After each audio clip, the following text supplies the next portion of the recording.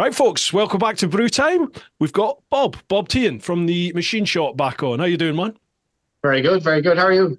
Yeah, all good, man, all good. I'm thinking I need some sort of like intro music or something for the podcast because I just Okay. I just start them. They just start and then they just end. It's like, I can make a few recommendations, but they might not be suitable for all users. whoa, like that, yeah. Right, you were. I was just having a look before we started this. You were last on the podcast, episode 45, back in 2021. Hmm.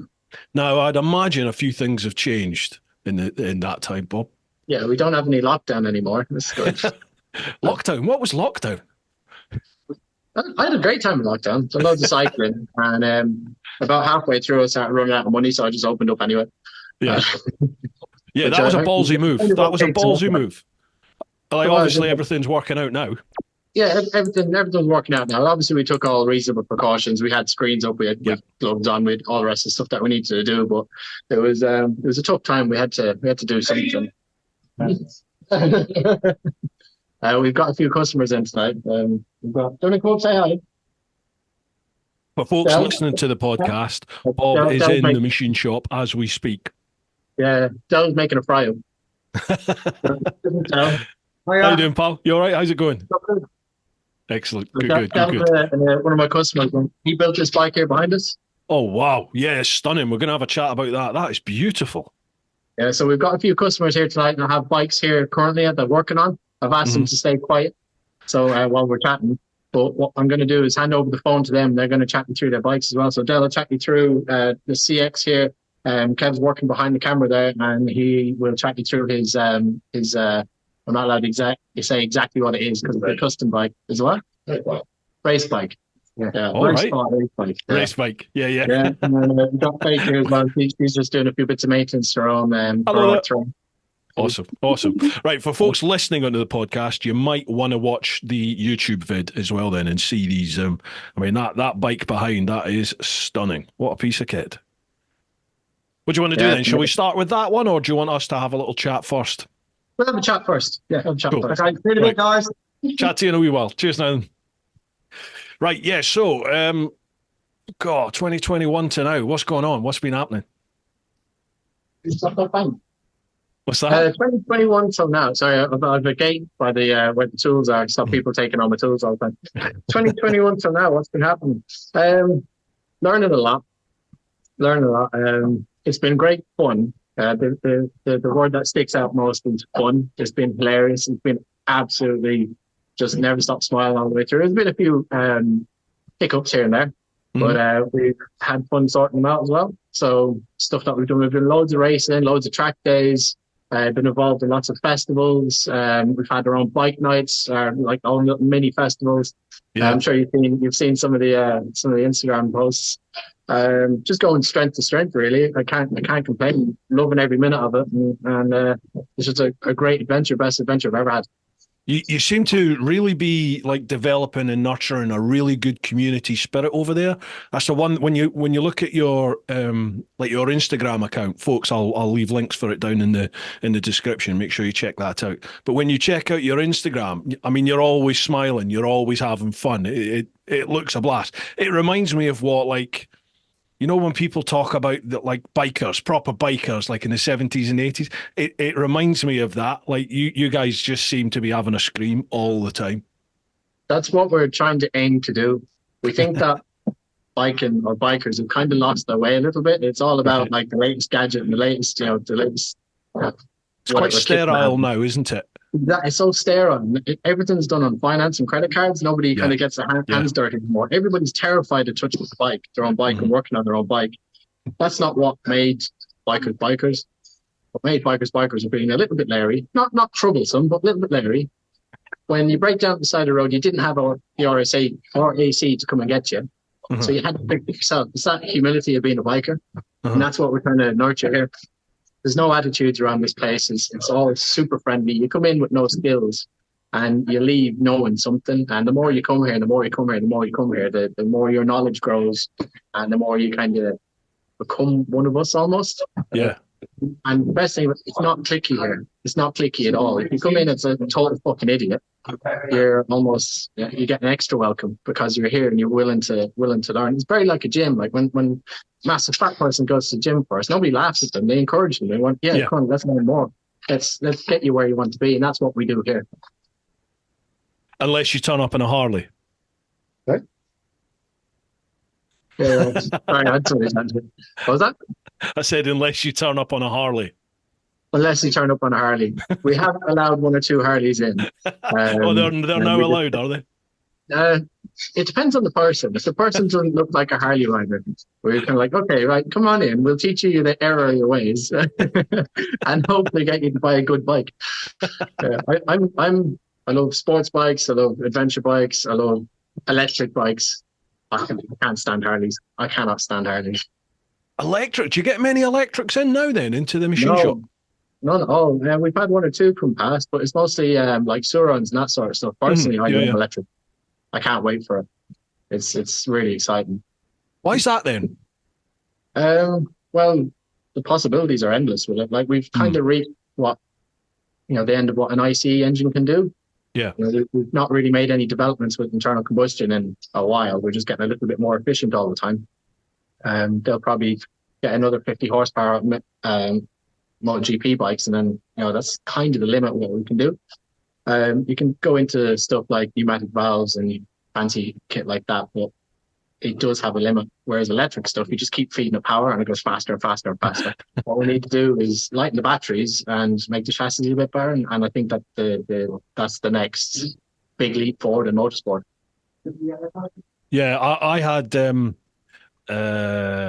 some folk on about electric bikes a year or 2 ago, and we had a big long chat about it. And what struck me about electric was that it seems like a very modular concept. It's particularly the live wire, the Harley live wire. That in particular is one where everything's just sort of bolted on around that engine as such, or the battery, and it really lends itself to customization. I remember having a discussion with them at the time, saying, I could see the custom market of electric bikes being massive because it kind of looks. I'm no mechanic, obviously, or electrician, but it looks like it would be fairly straightforward to bolt different bits on.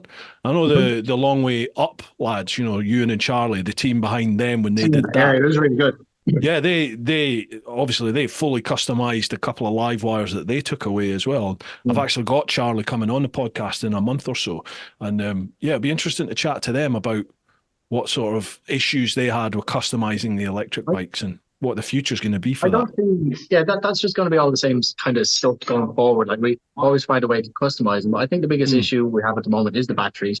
I think it could be very easily solved with modular batteries. So every battery at the moment is built into the bike. You can't remove them. Yeah. So imagine if you had a petrol station. And natter in the background. If you had your petrol station and you pull into your petrol station, it's got a big bank of batteries there, about that long, about 4 inches wide, that kind of way. Yeah, and they're all charging. You pull in your moped takes 1. You pull in your motorbike, that'll take 2. Yeah, so you pull your own batteries out and you swap them for these ones. Yeah. That makes sense? Yeah, yeah. And then you pull in the car, and the car has 10 of them. Or you pull in a truck and it's got 40 of them. They do it in Taiwan already. Kevin's just informed me here.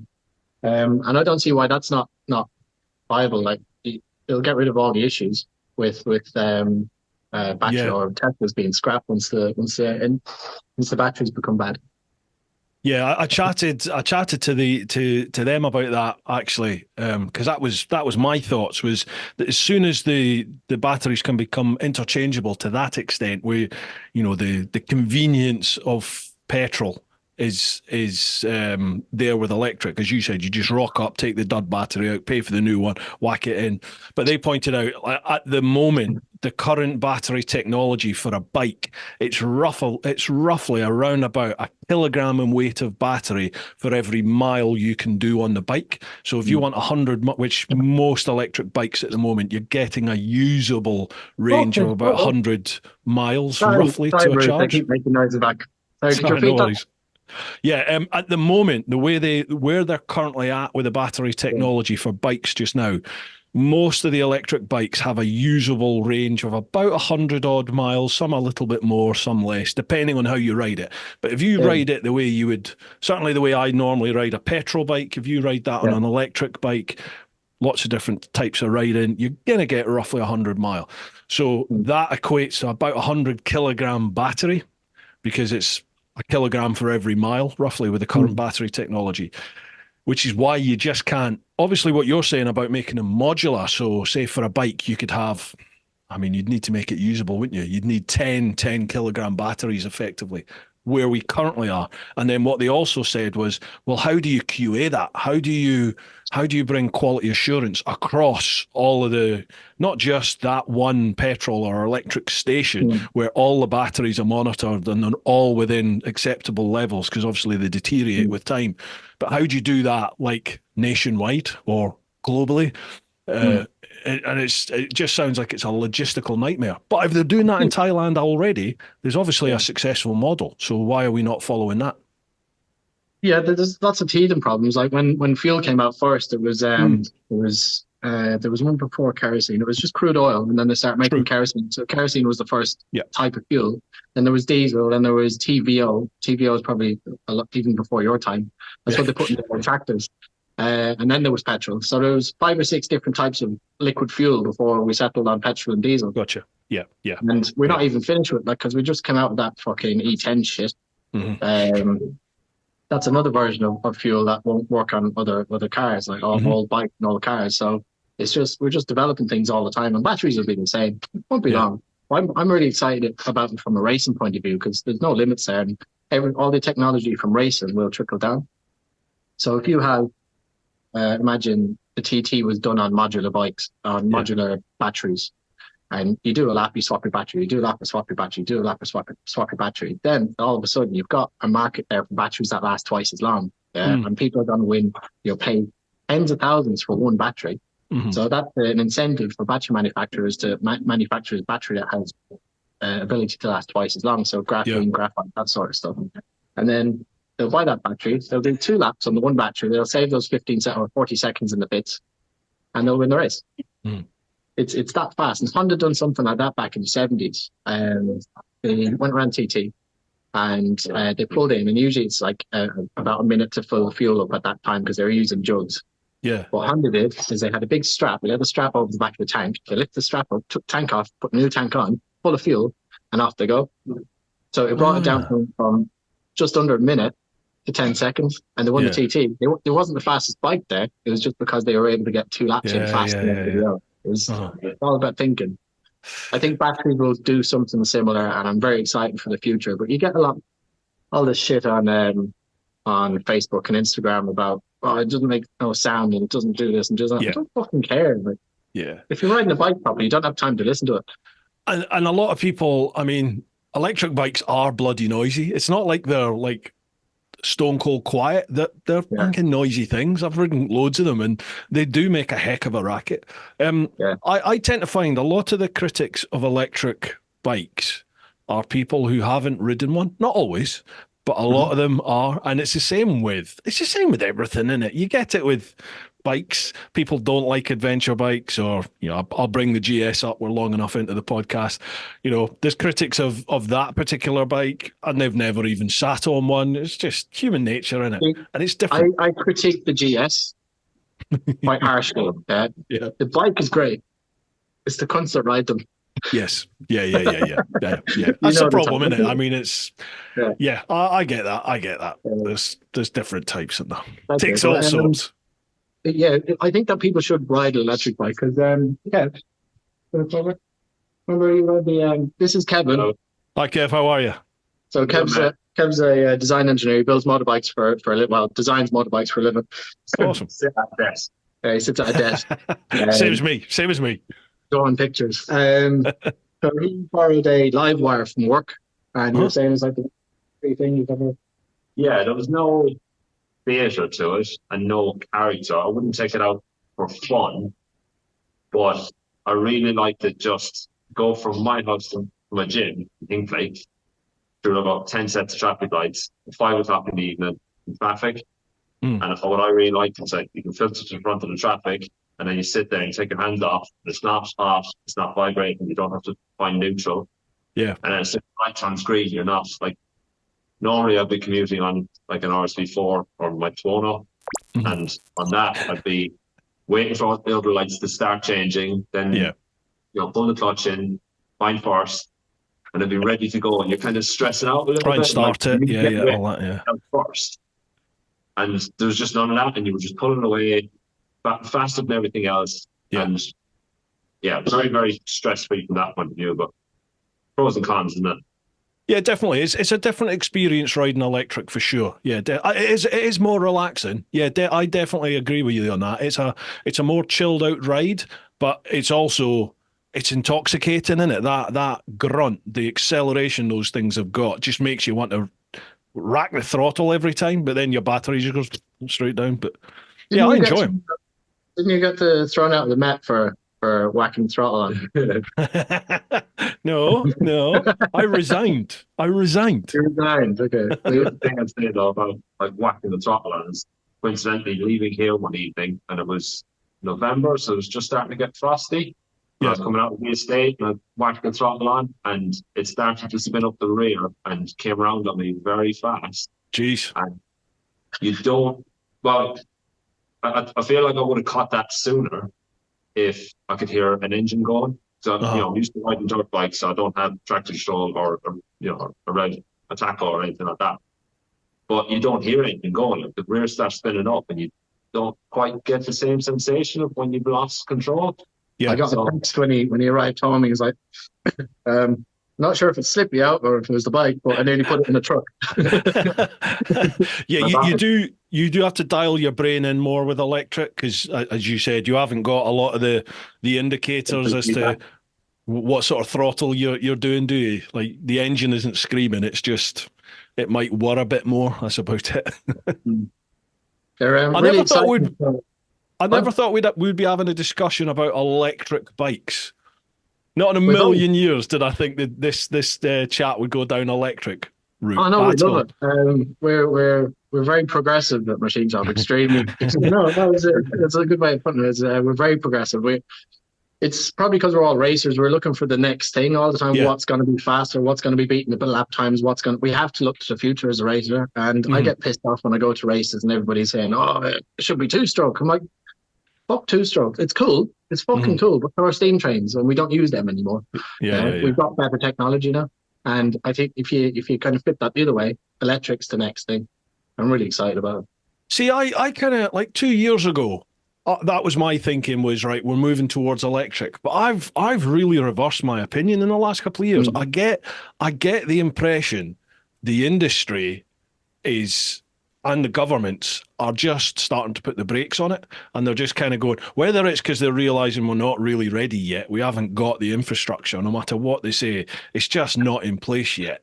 And it's like, well, I get the impression they're not pushing it the way they were. Like, is Moto E, does Moto E still happen? Is that still going on? They've finished with Energica, and now they're changing to Ducatis for next season. They're doing the Ducati, are they? Going down that route? Right. There's slightly less power, but better power to weight ratio, but lighter. I think that's so fucking cool. Ducati's going electric. Yeah. Yeah, Stark are doing some really, really cool stuff. So you know the Stark Varg? No. Oh, so it's a motocross bike. And I believe it's the first, so Kev's the motocrosser. I believe it's the first motocross bike that you can wheel out the crate, electric. And it's the best way to put it, because it's the same weight as a fully fueled 450. They claim it will last as long as a fully fueled 450, so they'll do a 35-40 minute moto. But the moto is a race in motocross. But it's 80 horsepower for one. And more importantly, motocross is it doesn't have you don't have gears. So you've so much more time to concentrate on what you're meant to be doing with your bike position and going through the corners, and you have torque when you need torque, which is what motocross bikes are about, really. So I know, like, Sebastian Tortelli, who's the test rider for Stark, was like 2 seconds a lap faster on the test track on the electric bike versus like a standard 450. Wow. And one of my mates is a test rider for another company has ridden it, and he said like he's an old school. He rode MotoGP in the mid-90s. So he's old school, but he said it was his favorite motocross bike he's ever ridden. He absolutely loved it. Wow. Kev mentioned a good point about them a few weeks ago is you come into a left-hand corner, you can put your foot out and you can drag the brake because you're using your right foot to brake. Yeah. Yeah, but if you're going to the right, your foot's out trying to stop your scrub, so you have no rear brake. Whereas on an electric bike, your brakes are up here. Yeah, good point. Talking about stuff. Yeah, you don't need to dick around with the clutch. You don't need to be wondering, am I in neutral? Am I here? Am I there? The stats are scary because a motocross bike, a 450, which is the big boy bikes, they're doing like 80 horsepower and something around similar in torque. So it's like 75, 80 torques on a motocross bike. The start varg is nearly 1,000 torques in millimeters. What? I know. Yeah, from zero. From zero. So it doesn't even have a power band. In other words, 2 strokes get into a power band. That's straight away from just crack the throttle open. You got 2,000 newtons torque. It's more than a van. How'd you put that power down? You don't. Like, you should see the videos of fuckers riding these things. It's hilarious. It's really good. But they're just incredible, right? And just effortless to ride them as well. So that's the first step of what we were saying about what racers are looking forward to the future all the time for the next bit of technology. That's the first kind of view that we have on it. These motocross bikes are beating internal combustion race bikes, these electric ones. So, like, that's going to happen across the board and everything. I believe it anyway. We're going to end up going that way. Yeah. So, in terms of electric being the future, then how's that going to work with the machine shop? Are you going to have like an electric wing there? Yeah, definitely. Well, I'd love to get my hands on a start varg and take the motor out of it and build a chassis around it and build a race bike out of it. What was that series before with the Aprilias? 450 GPs or something. Yeah. So there was a series before. I don't think it took off, but it was a great idea. It had you buy an Aprilia SVX 450. It was like a little V twin, and you could get it came as a supermoto. You could get supermoto tires for it. You could get motocross wheels for it. You can get different suspension kit for it that made it into a track bike. Wow. And then you could go race it with an RRV. So it was 3 different bikes with one chassis, one engine. Imagine if you had that in the start varg. Yeah, you could take that bike and you could race it up at Mallory at the moment if there was a class for it. That's what I'd love to get involved with when I'm a millionaire. When I'm a millionaire, not if, when. Like it. That's what I'd like to do. I'd like to support a bit of racing in the UK because, as far as I'm concerned, it's fucked. With all the noise restraints and insurance and just the sheer cost of it. It's just racing isn't. We've got nobody in MotoGP anymore apart from Rory Skinner and the Lowe's boys. But that's what I'd love to do. Dixon's in it as well now, isn't he? Is it Dixon? Moto2. Moto2, yeah. Moto2, yeah. Yeah. But yeah, that's what I see happening. All I see is just, you've got an output shaft to the chain. It's a power source, so it doesn't matter if it's internal combustion or electric or anything or steam. We're actually, do you know what KERS is? Who? KERS, KERS. It was a technology they used in Formula One years ago, and it was a braking system. When you hammer on the brakes, you used to, instead of using brake discs, you used to spin this metal ball, really, really fast, up to about 40,000 RPM. And what they'd use then is that would be spinning while they're on the brakes, and then that power that it's connected, the kinetic energy, they'd use that to shoot out the corner again, so it would connect to the wheel. Wow. No, we want to build a bike with that system. Wow. It could be a drag bike. It's purely just for the fuckery of it. I was going to say, that would make going around corners interesting, wouldn't it? Oh, it'd be a drag bike, and it's terrifying. But that's just, we want to do crazy stuff like that. Like you've seen the stuff that we build here. It's all about having fun, and we don't take it too seriously. We don't really get involved in the rest of the custom scene. It's all a bit. Apologies for interrupting, folks, but a quick shout out for this week's sponsors, who this week are Ultimate Add-ons. Bit of spiel to read out for them. Ultimate Add-ons are the premium manufacturer of mobile phone and action camera mounting solutions for motorcycles. With a kit for any bike and a proven track record of creating products that keep your devices safe, secure and easily accessible, the Ultimate Add-ons product range is ideal for any rider, from the commuter to the round-the-world adventurer. Why shell out on an expensive GPS system when you could use your smartphone, keeping it charged and within reach to take photos of your travels at the same time? Ultimate Add-on's waterproof, shockproof and dustproof tough cases are available for all flagship smartphone models and are designed by riders for riders. Find out why Ride Magazine gives Ultimate Add-ons their coveted Best Buy certification. Keep riding this winter with Ultimate Add-ons. It's all about the journey. Now, if you head to Ultimate Add-ons, links down below, it's just Ultimate with ADDONS, all one word, ultimateaddons.com. Use the code TeapotOne, that's Teapot with ONE at the end, TeapotOne, then you'll get 10% off their entire product range. That also works for Dango Design UK as well. I've never had any vibration issues with the cases that I use. I've got one for my iPhone and I use the Hex sort of strap. It's in the pedal cycle section. It's just like a ratchet strap which allows you to pretty much attach it to absolutely anything, and then your case attaches to that. So a massive thank you to Ultimate Add-ons for their continued support. Okay.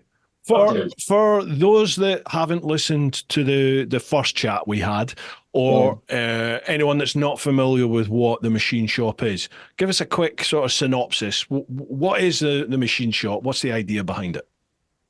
So the machine shop is an open access workshop where you can come and use all of our kit for a monthly subscription. So it's very much like a gym. Say if you want to start working out, you'll go to the gym, you'll pay in your monthly membership, and you'll use the weights bench, treadmill, the showers, whatever else, the kit that they have there. That saves you money because you don't need to spend 60 or 70,000 pounds on equipment to fit out your home gym. We've done the exact same thing, but we've taken the treadmill and replaced it with an actual mill, a big metal mill. We've taken the weights bench and put a bike bench. So we've all got hydraulic bike benches like what's here behind you. We've got stand blasters, paddle covers, pipe benders, welding machines, MIG and TIG. We've got tire machines, hydraulic presses, English wheels. We've got a full custom engineering workshop here, and you can build anything you want. And where are you based? We're based in Hinckley. We're about 5 minutes away from the Triumph factory, and we're about 10 minutes away from the M1. What junction is it? 21.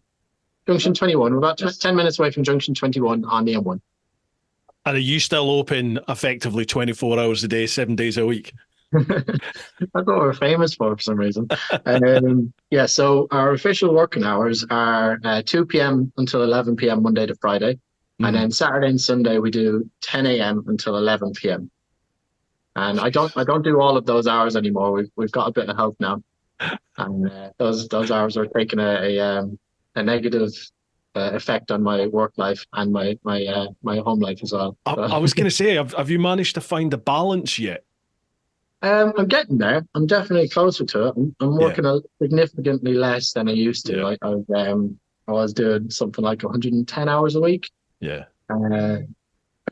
Just setting up the business and making sure everything was right. And when you're doing something you love, you never want to leave it alone. Yeah. But I'm not a great sleeper anyway, so if I wasn't sleeping, I'd just come down here and just fiddle bits and set things up. But it's a significantly different shop to what it was when we were talking last. We're a lot more professional, a lot more slick, a lot more friendly, and a lot less drunk. Yeah, but I think the entire nation was like bordering on being an alcoholic, wasn't it, during lockdown? That's kind of all there was to do, wasn't it? Sit at home and drink. We're like that before. I'm doing my best to help out here, mate. That's sort of something. It's been a bit of a voyage for me as well, because obviously around about the same time that you set up Machine Shop, I went full time at this malarkey, and it's been a bit of a voyage for me as well. Trying to find that balance between putting everything into your work, but also like remembering you've got a life outside of your business as well. And I've sort of gone from both ways. I've gone throwing everything into it, and then for a while I think I probably took my foot off the gas too much, and I wasn't working enough. And I'm sort of now getting back into it. I think I'm starting to get there now. We'll see. Yeah, it was a hard lesson for me to learn. I was always kind of like, I'll get there. I'll work less, and then I got dumped. so it was a bit of a cane. but lessons learned, and it's kind of kick my arse into gear to sort out this place to work on its own, because it's not really a business if you have to work on it all the time. It should be kind of Yeah, ticking away. So that's what this year is all about. I want to be yeah, kind of really hands off it by the end of the year. But it's still kind of a scary thing. Nobody's ever done anything like this before. There's no format that I can just copy. We aye, have to make new systems and make new controls and make new everything. But some of the systems that we're putting in, the technology is really cool. Like for me, it's really cool to see all these ideas that I had like 6 or 7 years ago kind of coming into play. For example, when I started dreaming up this idea for the business, I was thinking, how do I keep people safe? mm, And most importantly, how do I keep HSE out? Yeah. yeah, yeah, How do I stop them from fucking me over? So I was thinking, I'm going to be bringing, people that have no experience in off the road and say, here's a big piece of heavy machinery. yeah. Off you go. But that's obviously very irresponsible, at least. And what we do is, I'll just grab the phone out of a little bit and walk around. Right, we're going to get a So tour. Honestly, a little folks, bit, if you're little listening, bit you of want a to tour. watch this as well. So this is the metal mill. This is probably the most daunting piece of equipment that we've got in here. I'll just fall a little bit further away. So Hmm. it's a big metal mill. It's nearly 2 horsepower machine. Yeah. This thing will not just hurt you; it'll take a limb. Uh-huh. So when that turns, you've got 2 horsepower going through that. Where I was working before, I seen a fella get wrapped in one of these, and his hand got pulled in, done a lot of damage. Oh, Um, jeez. yes, it broke all his hand and dislocated things and fucking, yeah, made a bit of a mess. So things what we do now is when you join up, you get a membership card, and the membership card is suited to you only. You put your membership card in there, and this machine still won't turn on. Okay, so what you do is you scan your phone on this. It brings up Hmm. a little training video, and the training video is not going to do like a 4 year apprenticeship in a few minutes, but what it does is teach you how to not get killed on the machine. Yeah. So once you go through all that, you answer a few questions, and once you get the questions right, we will your card is allowed to use on the machine. So it's all automated, so I don't need to talk to people anymore. That's the goal. Self-training machines, and then we've got other things like this, which is specific to us. We've got these trip wires. So if the worst happens, you do get pulled into the machine. You touch that wire, and Yeah. it will actually it'll start. We've got an electric brake up on the top of the machine. It'll turn the machine off. Like a kill So switch. Job yes, done. exactly. Yeah, but it's not just kills. It doesn't just turn it off, but it's a break. It Yeah. literally stops the machine, which we've never seen on any other machine before. It's something that we developed ourselves. So something similar there on the lathe, and we've got like loads of dangerous equipment. We've got bandsaw there. Again, we've got all the card readers and stuff up on the wall. Yeah, so we've got another system as well for taking care of tools. When we first started this place, it was nearly impossible to manage the tools. Hmm. There's so many tools, there's so many people coming and going. We just couldn't track anything anymore. So what we have now is my beautiful assistant going to grab me a tool there. So you'll see there just on the back, we've got Barcode. everything's got a barcode, and then everything gets scanned on the barcode. Then it goes up on the computer screen there behind Faith, and we just log everything. Who has what? Who has what, when they took it out, if they brought it back, and when they fuck off without bringing my stuff back. I can look on the spreadsheet. It gives me their phone number. I ring them up, call them a cunt, and yeah. And Wait, that's a really swish system. Did you design all that yourself then? yeah, that's what I do when I'm not sleeping. So I did have a lot of help. Like I can't do all this stuff myself. I'm only a mere welder. I've no GCSEs or anything. I teach myself all this stuff myself. So the card reader system that works on the mill and the lathe and the big heavy equipment, that software was designed by one of my customers who's a software developer. So we built that together. He was like showing me what to do and where to do it. And then we have these little computer systems that are inside of it. They're called Arduinos. So they all need coding. There's a lot of time and a lot of expense gone into these systems, but that will do us justice later on when we're expanding, let's say. And That brings me on to what I was just thinking about actually. When we first spoke, when we last spoke, you yes. had your idea, your plan for the future was to not well, I suppose franchise it almost, but to open up different branches in different parts of the country. Where are you at with that then? We've kind of gone away from that because haven't gone away from that. That is the goal. but it's kind of a long-term plan. We're another few years away from it yet. We need to get this place right. And what we're going to do is move it to a bigger premises. We've got a lot of plans for that. I don't want to discuss them yet because it's intellectual property. I don't want people knowing. There's we see a few imitators.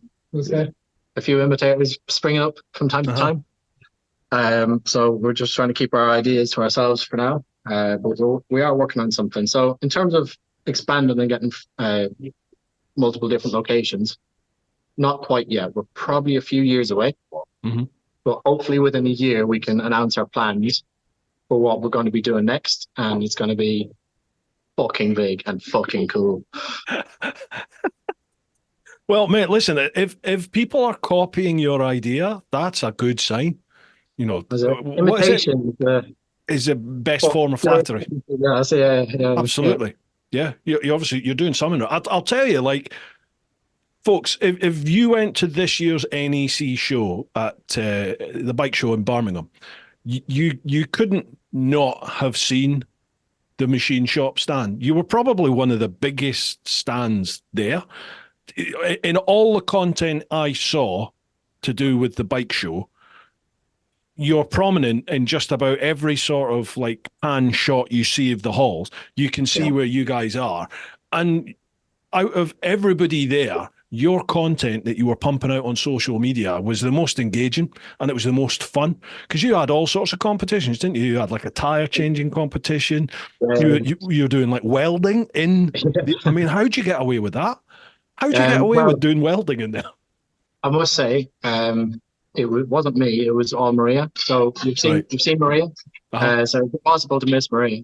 So she was the brains behind all of that. I just did what I was told. Yeah. And she's like, put that there, put that there, put that there, and I'd forget half of what she was saying. She'd get angry. She was the boss of that, and she absolutely killed it. Absolutely killed it. And she worked so hard. It wasn't just the 9 days of the show.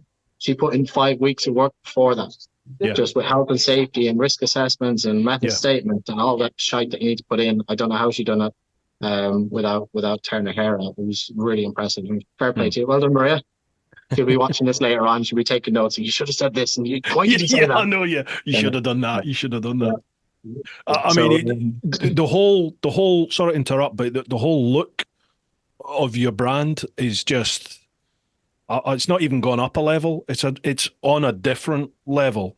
I mean, obviously things progress anyway in business, don't they? But I mean, your Corp ID now, those cars, the black and yellow with the white, it's just beautiful. The whole Corp ID and the brand is just cracking. You're real on point with it.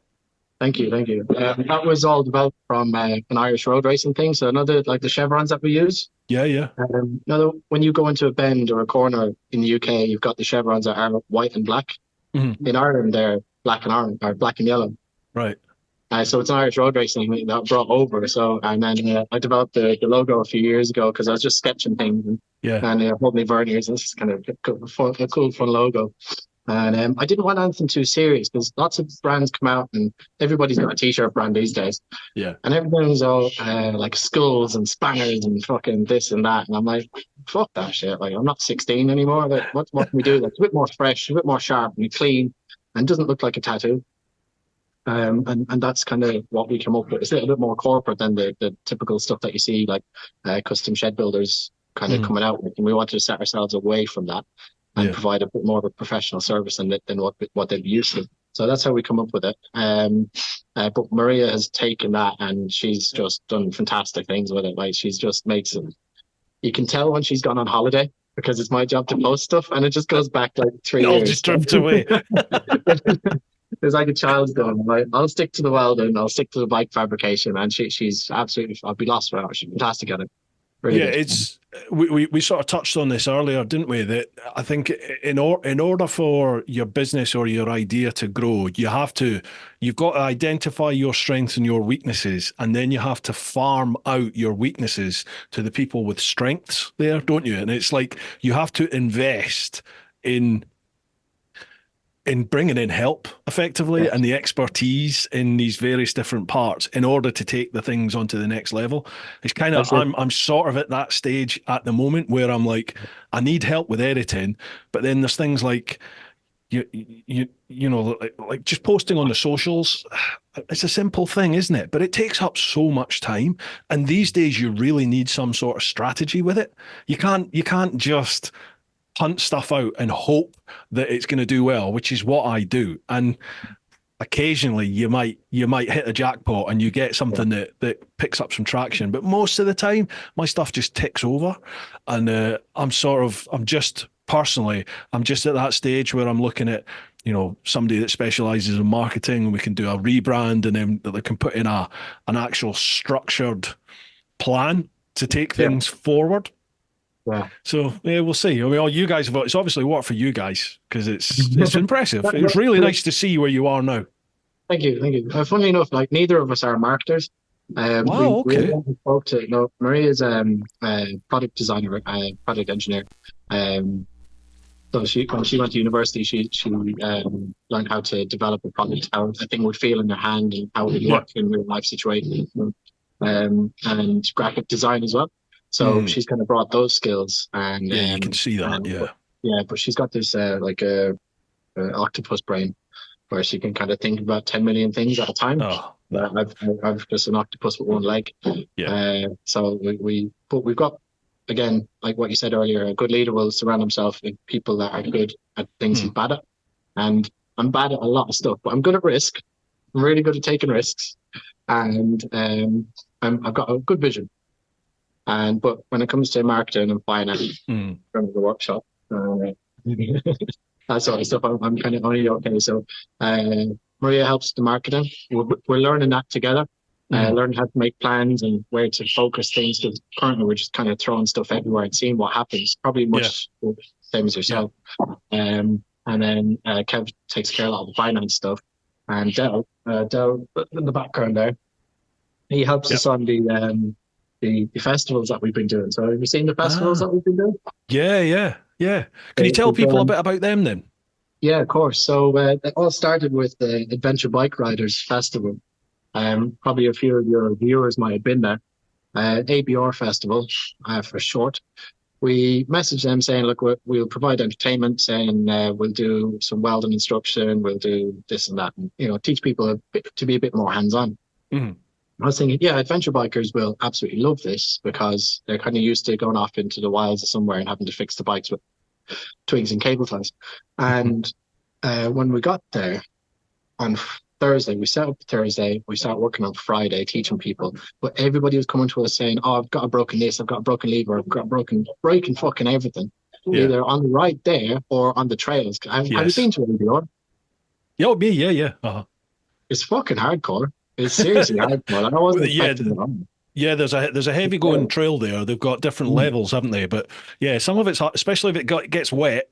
Yeah, that's fun and games. That I'm not an off-roader at all, but I can get on a motocross track and ride around. Kind of.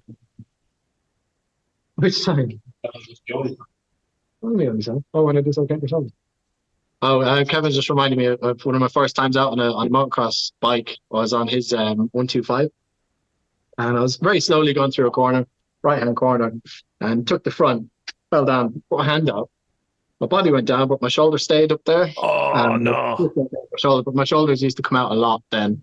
And Kevin was kind of riding up behind me, but whatever way I hit the ground, it fell on. My shoulder went back in, thankfully enough. And I was lying there. I was like, oh my God. And of course, Kevin started taking the piss out of me. And I'm like, I was just laughing on the ground while I was in pain. And the marshals came over. You okay? And Kevin's like, he's just dislocated his shoulder. Why is he laughing? I had 4 ibuprofen and rode my Super Duke home. Jeez, did you? Yeah. God. I've had loads of people say that to me, that they've dislocated their shoulder, they've popped it back in, they've been fine. I've done it once properly, and I'm not kidding you. I've said this before. If someone had given me a gun, offered me a gun, I'd have just shot myself in the face there and then. I was in agony for like 4 hours, 5 hours before in fact, it was a lot more than that. I did it on the way home from nights. So I did it about 7 in the morning, and it was about 3 in the afternoon before they put it back in. Bloody agony. Yeah. I've done this one 3 times, that one twice, but it didn't happen anymore. Yeah, but that's why it went back in, because the first 2 times it didn't. But they were loose enough that they kind of slipped back in. But yeah, I would rather take a break over a dislocation again. Like I'd rather like snap my fucking whatever that poor arm, snap my arm over a dislocation again. But yeah, but ABR Festival was absolutely fantastic. I remember I took my mate's enduro bike around one of the trails, and of course I crashed out, and my foot got trapped under the bike, and I kind of rolled. And when somebody cracks your back, every joint between my ankle and my neck was fantastic. Yeah. And what else happened? Yeah, so that was the first day of ABR. Loads of people start coming to us asking us to repair things. We're like, oh fuck, we're in deep shit here. This is the first day. It's 12 o'clock in the first day, and we don't have anything to fix anybody's bikes. So I was like, right, what do we do? So we packed up most of our kit, brought it back to machine shop, grabbed different kit, and brought it back to ABR to help people fix the bike. So we had like tubes, tube kits, broken throttle cables, spare oil, spare this and that, and all sorts of different stuff to try and repair bikes. And Dell was kind of the mastermind behind it. He's just so giddy. He's like 50 million years old. I don't know how old Dell is. But he's got so much energy. I wish I had his energy. And he's just plowing into everybody's bikes. Cocaine, mate. Cocaine. Cocaine. And we fixed all the bikes. We done something. Maria has the stats now, and she told me to memorize these, and I didn't. But I think we done something like 60 tires on Saturday. Jeez, you're kidding? Yeah, and there was no other support there for anybody to do tires. There was no tire support there. Yeah, I suppose not. So we're going back again next year. Like, they were so happy with us and the stuff that we've done that we've been invited to go back next year and provide support again. And we're getting a guest feature slot as well. So they asked me to come up on stage and have a talk and show people how to do stuff on stage. So awesome. One thing I was kind of shocked at is the amount of people there that had not been on an adventure before, because they kind of bought adventure bikes and wanted to buy into the lifestyle. Yeah. But hadn't gone away yet, hadn't really had the breakdown at the side of the road or this or that. And I'm really happy that we got to meet those people because we're able to teach them a bit about their bikes. Yeah. And hopefully they can take that information out to wherever they want to adventure to and get them rolling again. And that's what we're about here. We want to pass on information in a kind of a stress-free environment. It's not like a college. It's not like going to a school or paying like big money for a course or something. It's very casual there. You get a membership, you come in, you hang out with us, and we teach you bits and pieces about your bike, and you go away happy knowing something. Yeah, I think like the ABR is a fantastic event, isn't it? And sadly, I can't make this year's one, but it is a cracking event, and it really feels like the adventure scene is having yet another revival, because it had a big revival sort of 2000 what was that, 2004 when Long Way Round came out. Yeah. There was a big boom then. There was a big boom round about when I did my trip, so sort of 210 to 215-ish. That time it was all about adventure bikes, and then it sort of dwindled away and it became cafe racers and nakeds. You know what? If you had done your trip on an adventure bike, I wouldn't have watched it. No, yeah, exactly. I wouldn't have watched it. Yeah, and I was telling the lads earlier about what you done because they all knew you, but they didn't know. They didn't know like where you come from. When did we first start chatting? Back in 2016. Yeah. Remember, I dropped you an email about something about I was trying to get a ferry somewhere. I was a bit stuck. Yeah, that's right. It might have even been before that. Yeah, I think it was 2016. I remember sending an email. Yeah. I mean, I still get people who follow the channel who know nothing about like the Jigsaw, and I'm starting to do the rebuild actually of the Jigsaw's done now. I just need to get it insured and MOT'd, and then it's done. But yeah, people are like, what's the Jigsaw all about? And it's, they don't know anything about that. And you're like, bloody hell, sit down, let me tell you all about it. Yeah, it's amazing. They're absolutely amazing. Yeah. I'm a bit gutted because you imagine if you were to do a trip like that now especially on a sports bike, with the cameras that we have now, you know, the technology that we've got, the audio, the drones, everything like that, the social media access that you have just right there and then on your phone. Everything's it's on a whole different level than it was, say, back in 2012 when I did it. Part of me is like, oh, I want to maybe not do it again, but it's like all the bits that I didn't do, you know, Mongolia and the stands, I don't Africa. think it'd be the same if you did it again because your experience now. My favorite thing about what you done is you went totally fucking blind. You got your arse handed to you in Mauritania. Yeah. And you came back with your tail between your legs, and you said, "Right, we'll have to think about this." And you go again. And then remember, did you crash out in Australia on the right hander? No, I don't think I crashed in Australia. I crashed in Japan. I crashed in quite a lot of countries actually, but yeah, a big one was in Japan. That's where I tucked the front. And smashed the bike up and had to get it rebuilt. That was in Japan. That one. Perfectly paved road in the dry in Japan in the sun, and you took the front. I had a bit of gravel. Yeah. But I think if you've done that now, it wouldn't be as fun because most of the fun was watching you kind of the panic in your eyes and the fear and the terror. You're a very warped individual. Yeah.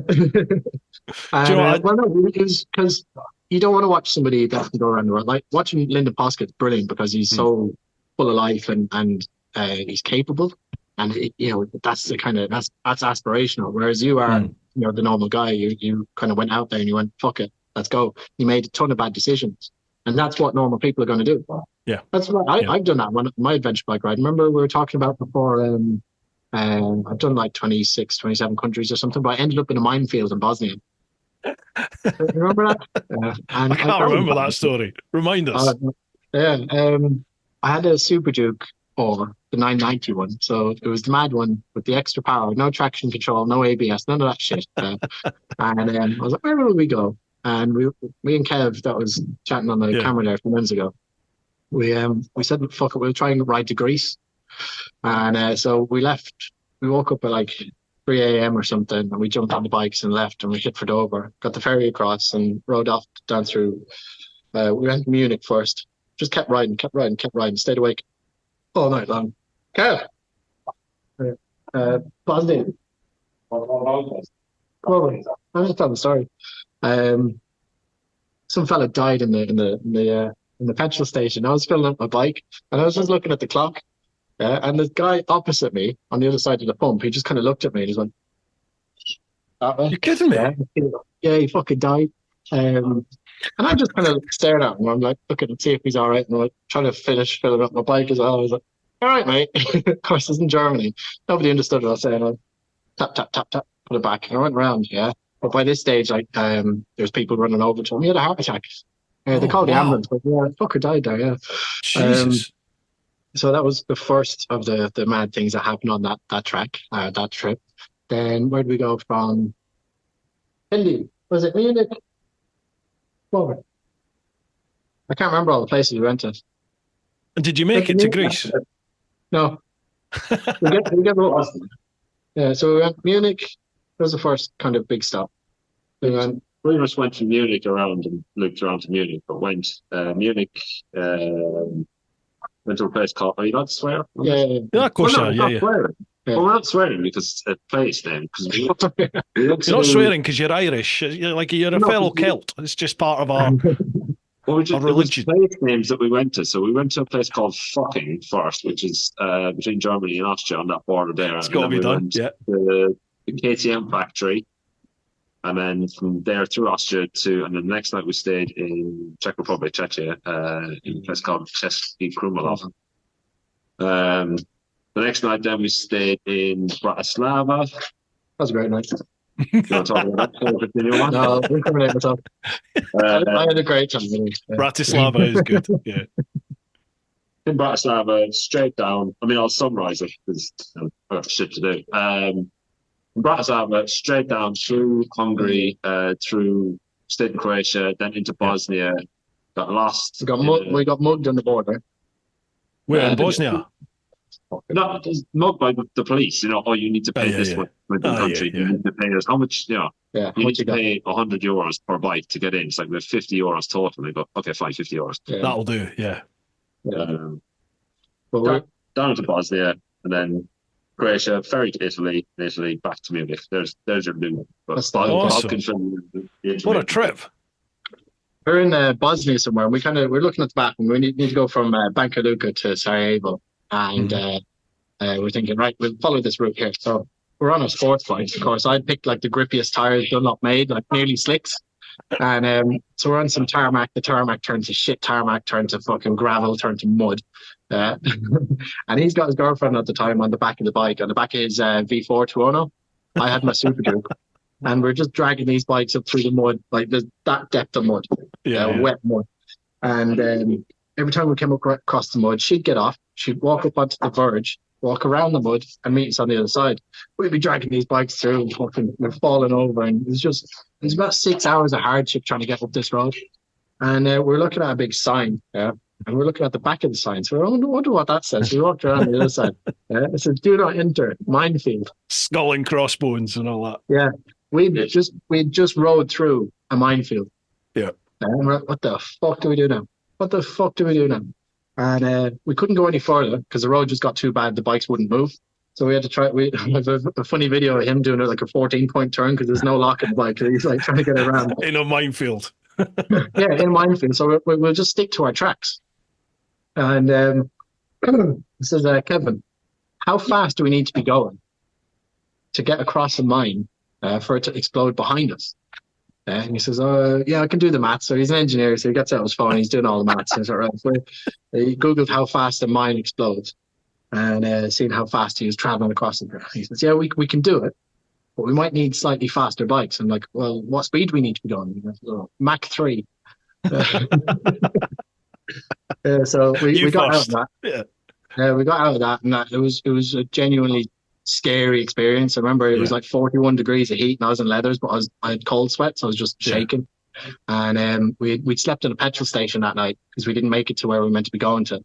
And we were chatting to a woman, and we were showing her the pictures, and in the pictures there's big red rocks in the verges. Big red rocks in the verges, and big red rocks mean that the verges haven't been cleared of mines yet. Of course, Kevin's girlfriend is jumping off the bike, standing up on the verge and walking across. Like, she was the most danger. Like, we didn't know the road was okay. We just thought we were in a fucking. It was off the road. Wow. Yeah, it was a dangerous bit. So, but yeah, that was scary. But at the end of that, we just said, "Fuck it, we'll go to Italy," and we got the ferry then from Split to Ancona. And then rode up through Italy. We went to see Pisa and went to see. Sorry? Slave ferry. Oh, that fucking ferry. Jesus Christ. It was like a fucking. What was the ships that they sent from Ireland to America? The famine ships. It was like a famine ship. And I remember lying in my bed and like the floor or the ceiling was there, and it was fucking awful. And we were like 10 layers down, so there was no air down there. That's adventure riding. You're never going to forget. You're never going to forget those trips, though, are you? They are burned in your memory. Those sort of trips. I miss it because a lot of my trips now. Obviously, I take punters away on tours, so it's all very. What's the word? Not clinical, like sterile. You know, like I've got all the hotels. They're all booked. I know where I'm going. We know the routes, and it's just because you've got punters coming with you, so you can't wing it. And I do miss the trips when I just used to, either with a group of mates or a couple of mates or myself, you just hit the road and just wing it. And I'm doing that. I'm doing that in March. Actually, I'm going across to the States, so I'm landing in Cincinnati. A pal of mine who's over there, Alid, who's been on the podcast, he's picking me up and taking me back to his family home, and he's giving me one of his bikes. And then I'm just hitting the road, and I'm just going to do all back roads from Kentucky all the way down to eventually Key West in Florida. But I'm stopping off at Daytona for like one of the Daytona bike weeks. Yeah. I'm doing like a Friday, Saturday at Daytona for that. And the only thing I've booked is, the 2 nights hotel at Daytona, purely because I think there's like 500,000 people going to be there. So it's like you need to get accommodation, booked up. But I can't wait just to wing it and just just see where it takes me every day. I'm on a bit of a time constraint right enough because I think it's a good 5,000 mile sort of trip in the space of 9 days, 10 days. So there's going to be some big days, but I kind of like all that, and just if you've got to ride through the night, ride through the night. If you've got to sleep at the side of the road, sleep at the side of the road, meet people along the way, whatever, see what happens. You should be fine. You're white. Yeah. Well, I remember the last time I was over that neck of the woods was on the world trip, and I remember being in, God, it was like Alabama or somewhere like that. I was Georgia, one of those sorts of places. And I remember being in a petrol station, filling up the bike. Bearing in mind, I'm in my leathers and I'm on the sport bike, on the Jigsaw. And I'm filling up my leathers, and this really rusty flatbed truck pulled up. And a guy that, do you know Dukes of Hazzard? Do you remember Dukes of Hazzard? Uncle Jesse, he was the sort of granddad that used to wear the really grubby white dungarees, and he had a great big bushy beard like this. Yeah. Well, I just remember this. If you can imagine Uncle Jesse's hick brother, the one from way up in the mountains, this guy got out. It was a really rusty truck, and he was really bogging, covered in dirt and grease and everything. And I remember he was just stood and he just stared at me while he was leaning against his truck. And I sort of took my helmet off once I'd filled up. I looked over and I was like, "You all right?" And he just sort of looked at me and he went, "Are you Muslim, boy?" And I was like, "Sorry?" He says, "Are you Muslim?" Because I had not a beard as big as this, but it was growing. It was sticking out the lid. And I was like, "No, Scottish." And he just sort of went, like that, and just sort of got in the truck, and that was that. But I often thought to myself, I wonder what would have happened if I'd said yes. You know what I mean? It was proper hick, some of those places. Yeah. All those boys down there are just like convinced that if you're Muslim, you're a terrorist. But then I met a lot of locals along the way, and the nicest, warmest, most open and welcoming people, and that was like that everywhere, almost everywhere in the world that I went. People are good. At the end of the day, people are good. You get arseholes, but people are good. We are also sponsored by the Influencer Store. Now, Roger and Charlotte over at the Influencer Store, they've been doing my merch for TeapotOne.com for quite a few years now. I used to use the standard sort of print-on-demand type web-based ones. It was nice and easy to do that, but the quality of the products were 2 or 3 washes and they fell apart. They'd lose their shape, and I wasn't really happy for my brand to be associated with that sort of quality. So I was on the hunt for some better quality merch. I saw Richie Vida stuff and thought, that's really good. Nice quality, really nice print, like the designs, and he pointed me in the direction of Roger and Charlotte over at the Influencer Store, and they've been doing my merch ever since. I get the feedback from you guys when you spend your hard-earned money on the merch, and you seem to be happy with it. If you're not, please do let me know and we can feed it back, but I've got some spiel to read out from them. The Influencer Store helps you build your brand big or small, providing you with a solution and apparel. We help you to increase your fan base while supporting you with starting your own influencer clothing line with nothing more than just an idea or design. And there are no hidden costs. For more info, come check us out at influencerstore.co.uk or drop us an email at online@influencerstore.co.uk for more information. And lastly, a massive shout out to all of you over in the clan, over at patreon.com/TeapotOne. Could not do this without all your support, folks. We've got a fantastic community going on over there. Everyone's so supportive of each other. We do the ride outs, we do the meetups, and obviously you guys get first choice for the questions on the podcast. Thank you so much for all your support. I hope you're all still enjoying it. Let's get back to the podcast. Right, dude, we've been going for an hour already. Shall we crack on with some questions here? Otherwise, we're going to run out. Yeah, do you want to have a chat around Dell's bike and see the other bikes first? Yeah, go on then. Yeah, let's do that. 5 minutes of Dell. Well, we'll have to do it fairly quick, Bob, because if people are just listening to this, they're going to be like, "Oh, yeah, great."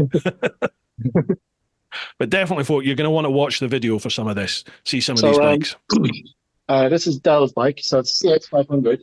And this is Dell. Dell, do you want to grab the camera there and just have a look? How you doing? How you doing, Dell? You all right, pal? That bike's beautiful, mate. It's a CX500. It's I think we started it probably a few months ago now. It was in part build, I suppose, leading up to the NEC show where Bob kind of sprung it on me, and he said, Dell, he said, your bike's looking quite good and it's nearly there. He said, do you fancy putting it at the show in a week's time? Yeah, no pressure.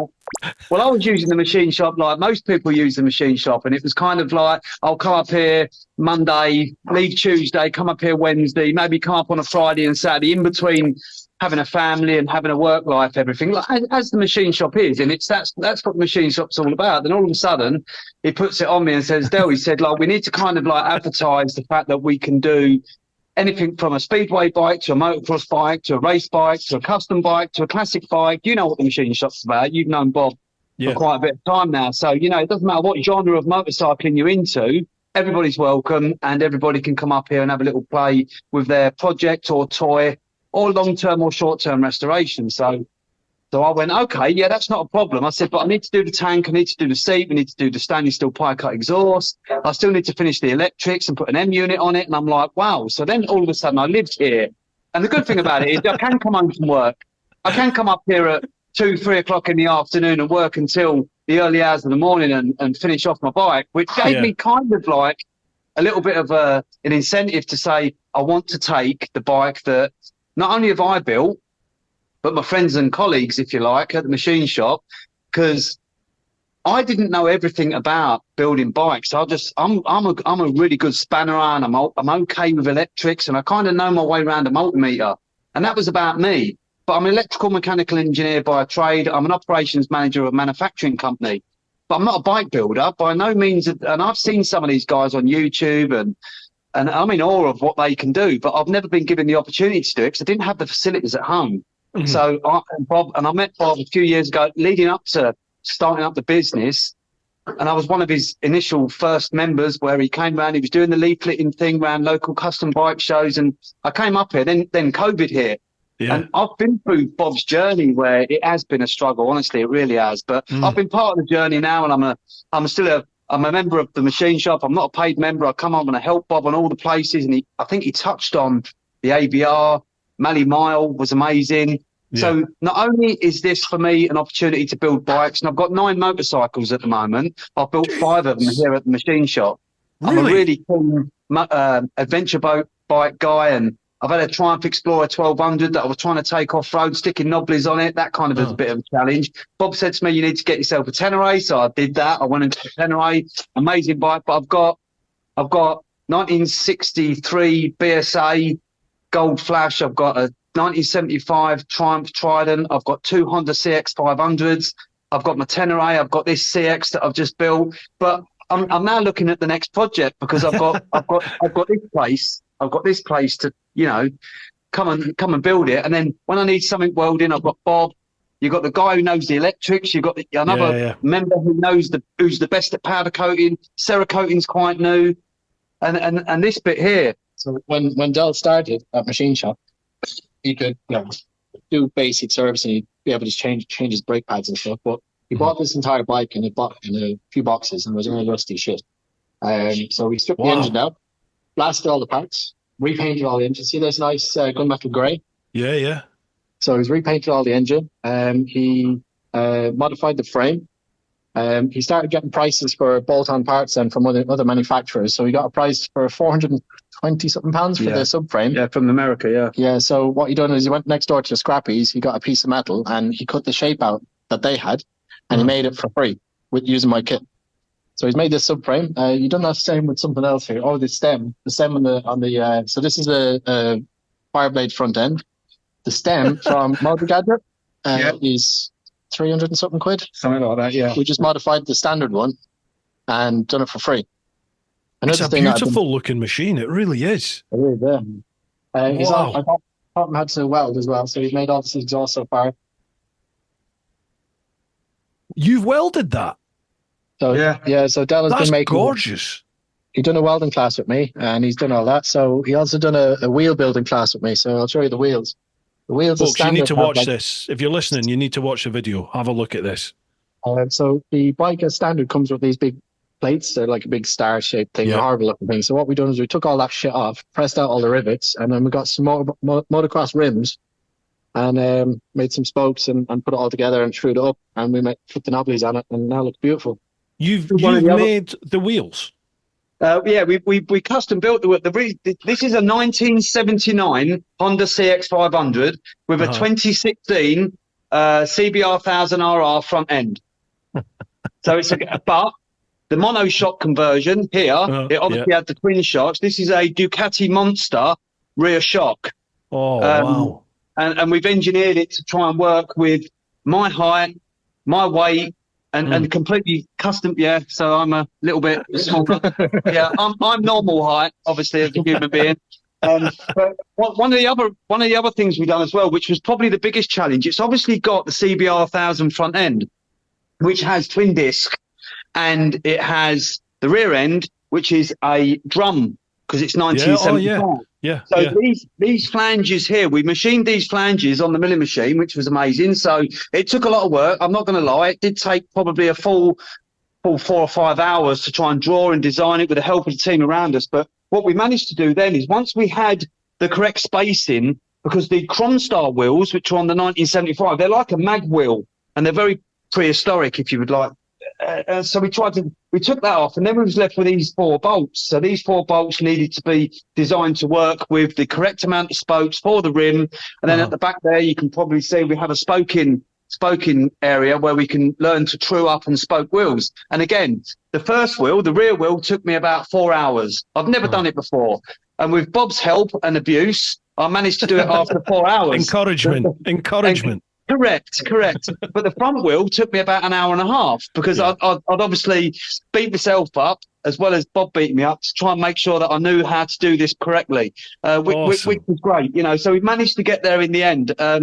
One thing I'd just like to go back on the exhaust system. If you look at this exhaust system, this is probably about, I don't know, 40, 50% done. If I can take you around the other side, we've kind of got an idea where we're going to design this to go this way up here at the back, and then we've got 2 stainless steel, pretty much the Ducati style, with a twin coming out the back. And again, we're not there yet, and that could change, because everybody has their own input here, and we can discuss what's best, what looks good, what doesn't, so we're getting there. We are getting there, which is great. But going back to this exhaust, right?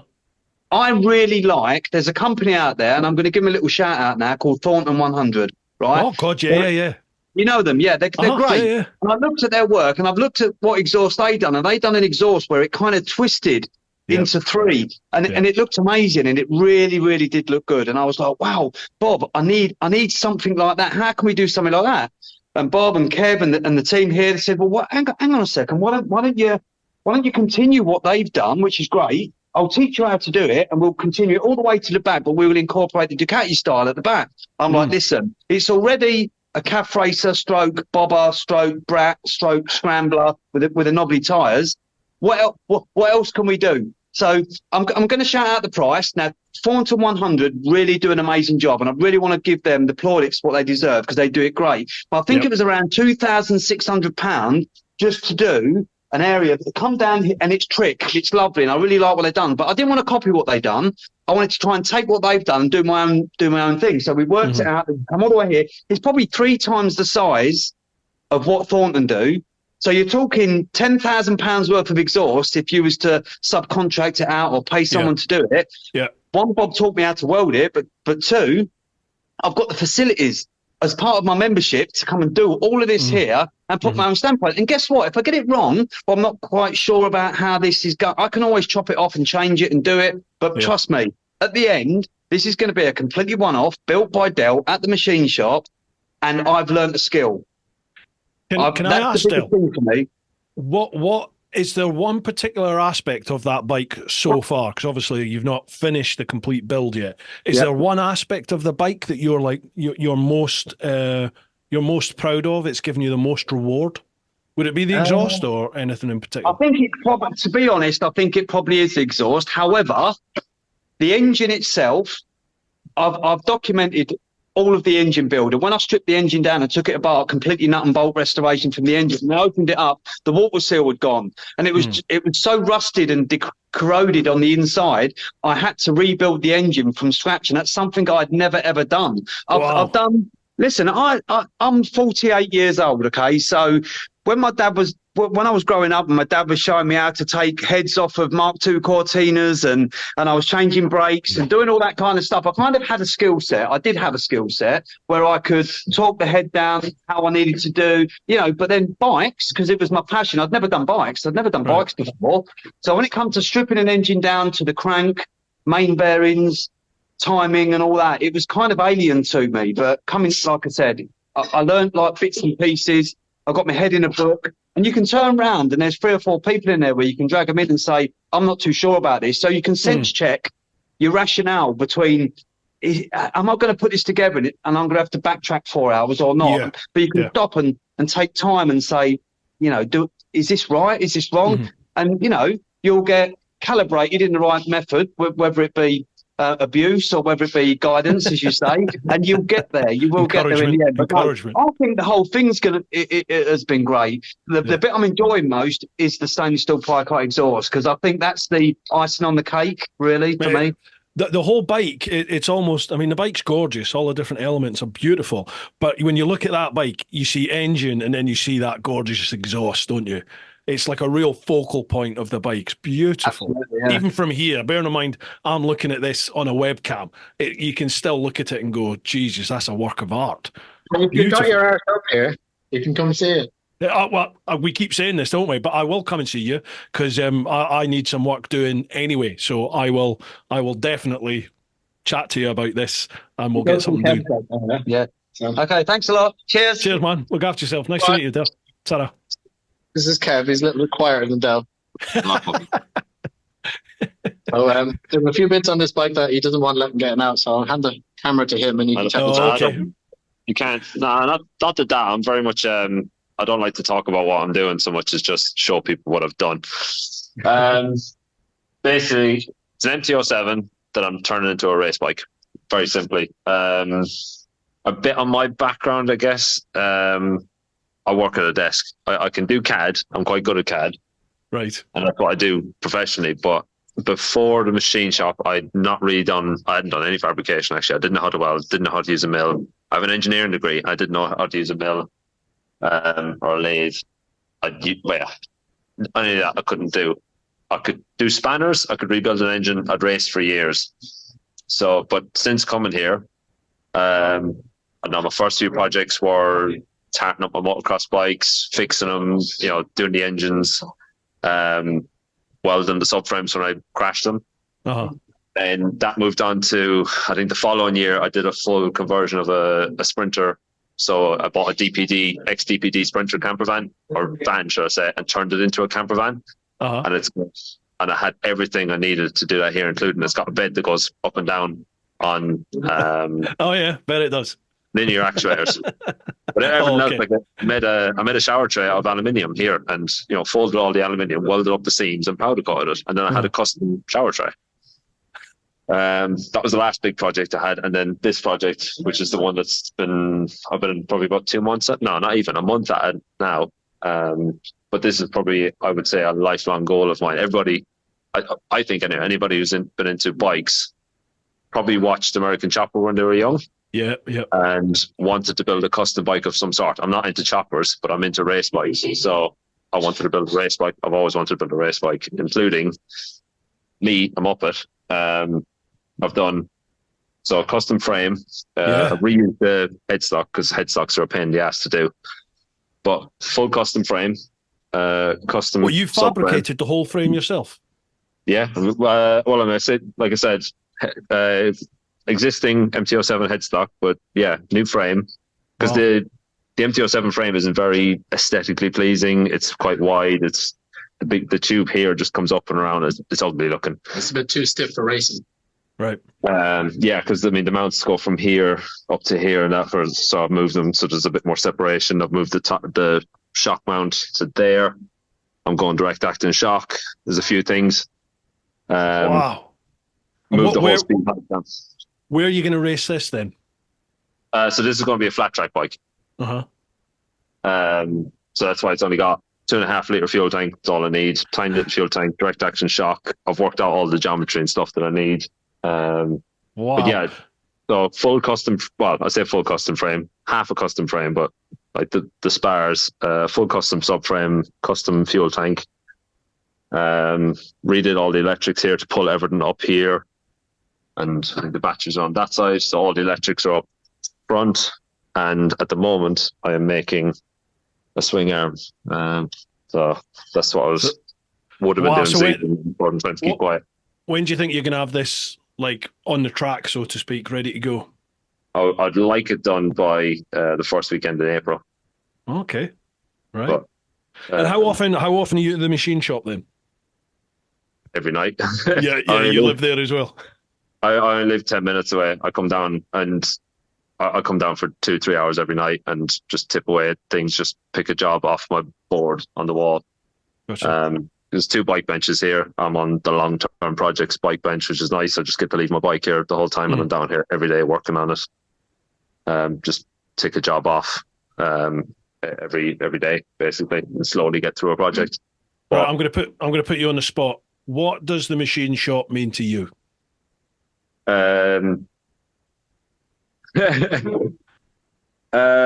Abuse. I'm all about bikes and racing all the time. My job is in bikes, and I come home so I can work on bikes so that I can then race bikes at the weekend. And the machine shop means that I can work on my bikes, do more racing because I save money and not paying somebody to do fixing bikes for me. And this honestly is a lifelong goal of mine, to build a custom bike, like pretty much the whole thing. It's going to have everything. The only thing that's carry over from the existing MT-07 was the headstock and the engine. Yeah. So this is like a lifelong goal of mine, and I never would have achieved it without machine shop, because where do you go to learn how to weld or to use a mill? Or you can't say to somebody, can I use your lathe? You'll get wrapped up in it. Straight away, that's what would stop me if I was in the mindset of to do something like that. It would just be how do you do this? Like, do you have to pay for a course and go to college, or like, what do you do? No, and I went to work in that industry. I work in motorbike design, but like I said, on a computer. But I never in a million years, or never in all the years of doing that, and up for the last 20 years, ever since I wanted to build a bike, thought I could, until I came here, slowly built my skills up, and then realized it's like, fuck it, I can do all of that. Let's do it. Yeah. And to be honest, it's actually been a lot. The frame, which was the biggest, scariest thing to do, it took me 2 days, not even 2 days, two evenings, because it's actually not as difficult as you think. If somebody you get stuck, and that's where it becomes difficult, but you get stuck and you ask him, what do I do? And he just goes, you just do this. And you go, oh yeah. And then you just keep going, and then you just slowly grind away at it with an angle grinder, or you slowly just do it bend by bend on the benders until you get it right, and just weld it in. And that's it. It's actually not as difficult as you'd ever think it would be. Yeah, I think a lot of limitations, or our perceived limitations, are exactly that, aren't they? They're limitations that we impose on ourselves because it's the unknown, and you're almost scared to take that step into the unknown, aren't you? And it's just pushing yourself forward, whatever that unknown is in life. You just got to take it, tackle it, go head on, and just go for it, don't you? Like, start that process of whatever it is and deal with what comes your way. Yeah, 100%. And if you think to yourself, I want to build a custom bike and I have zero idea where to start, just go to the machine shop and say, tell Bob, and he'll say, well, get this bike, get this material, and we'll go from there. Bring it down on a Friday or Saturday, and we'll start you off from there. And Bob will point you at a thing. You'll go away for 2 hours, do that, come back to him, or anybody around you. We can all say, this is your next step, because the time is what actually is difficult. Knowing what to do is just asking somebody here, and then you'll know for the next time. Yeah. Awesome, man. Well, wish you the best of luck with the build. Thank you. I'll hand you back to the lad that can talk. Cheers, man. Nice to chat to you. And how much have you paid everybody to say all this? All these glowing reports? They're just here. They're literally just here tonight. So, for example, you won't let them go home, will you? This is Faith. So this is her R3. So this is Yamaha R3, and she's here tonight to not build a custom frame or a custom tank or anything. She's just greasing her chain. Okay, yeah. And did you crack? She dropped it. Did you crack some fairings? She slipped on the ice because she rides all year round. Good on you. Good on you. And so she slipped on the ice and smashed some fairings. And instead of buying new fairings, we're gonna teach her how to fix them. So that's not tonight. We're just having a look at it tonight. But yeah, so people just come down and hang out, and it doesn't matter what level you're at, whether you're tightening, you're changing, or literally building a bike from scratch. You can do whatever you want here. So, do you want to do the Q&A? Because I know you're probably talking too much shit now. Serrano. Let's crack on with that then. How long have you got, Bob? I've got all night. I know Kevin wants to take Righto. Okay then. Right, folks, we will start with the clan questions over on Patreon as we always do. Patreon.com/TeapotOne. First one, Louise Worsfold.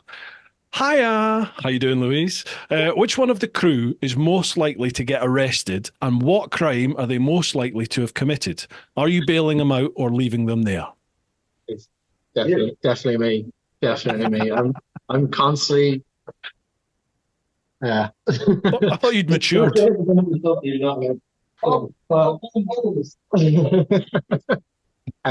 I've just been voted as me.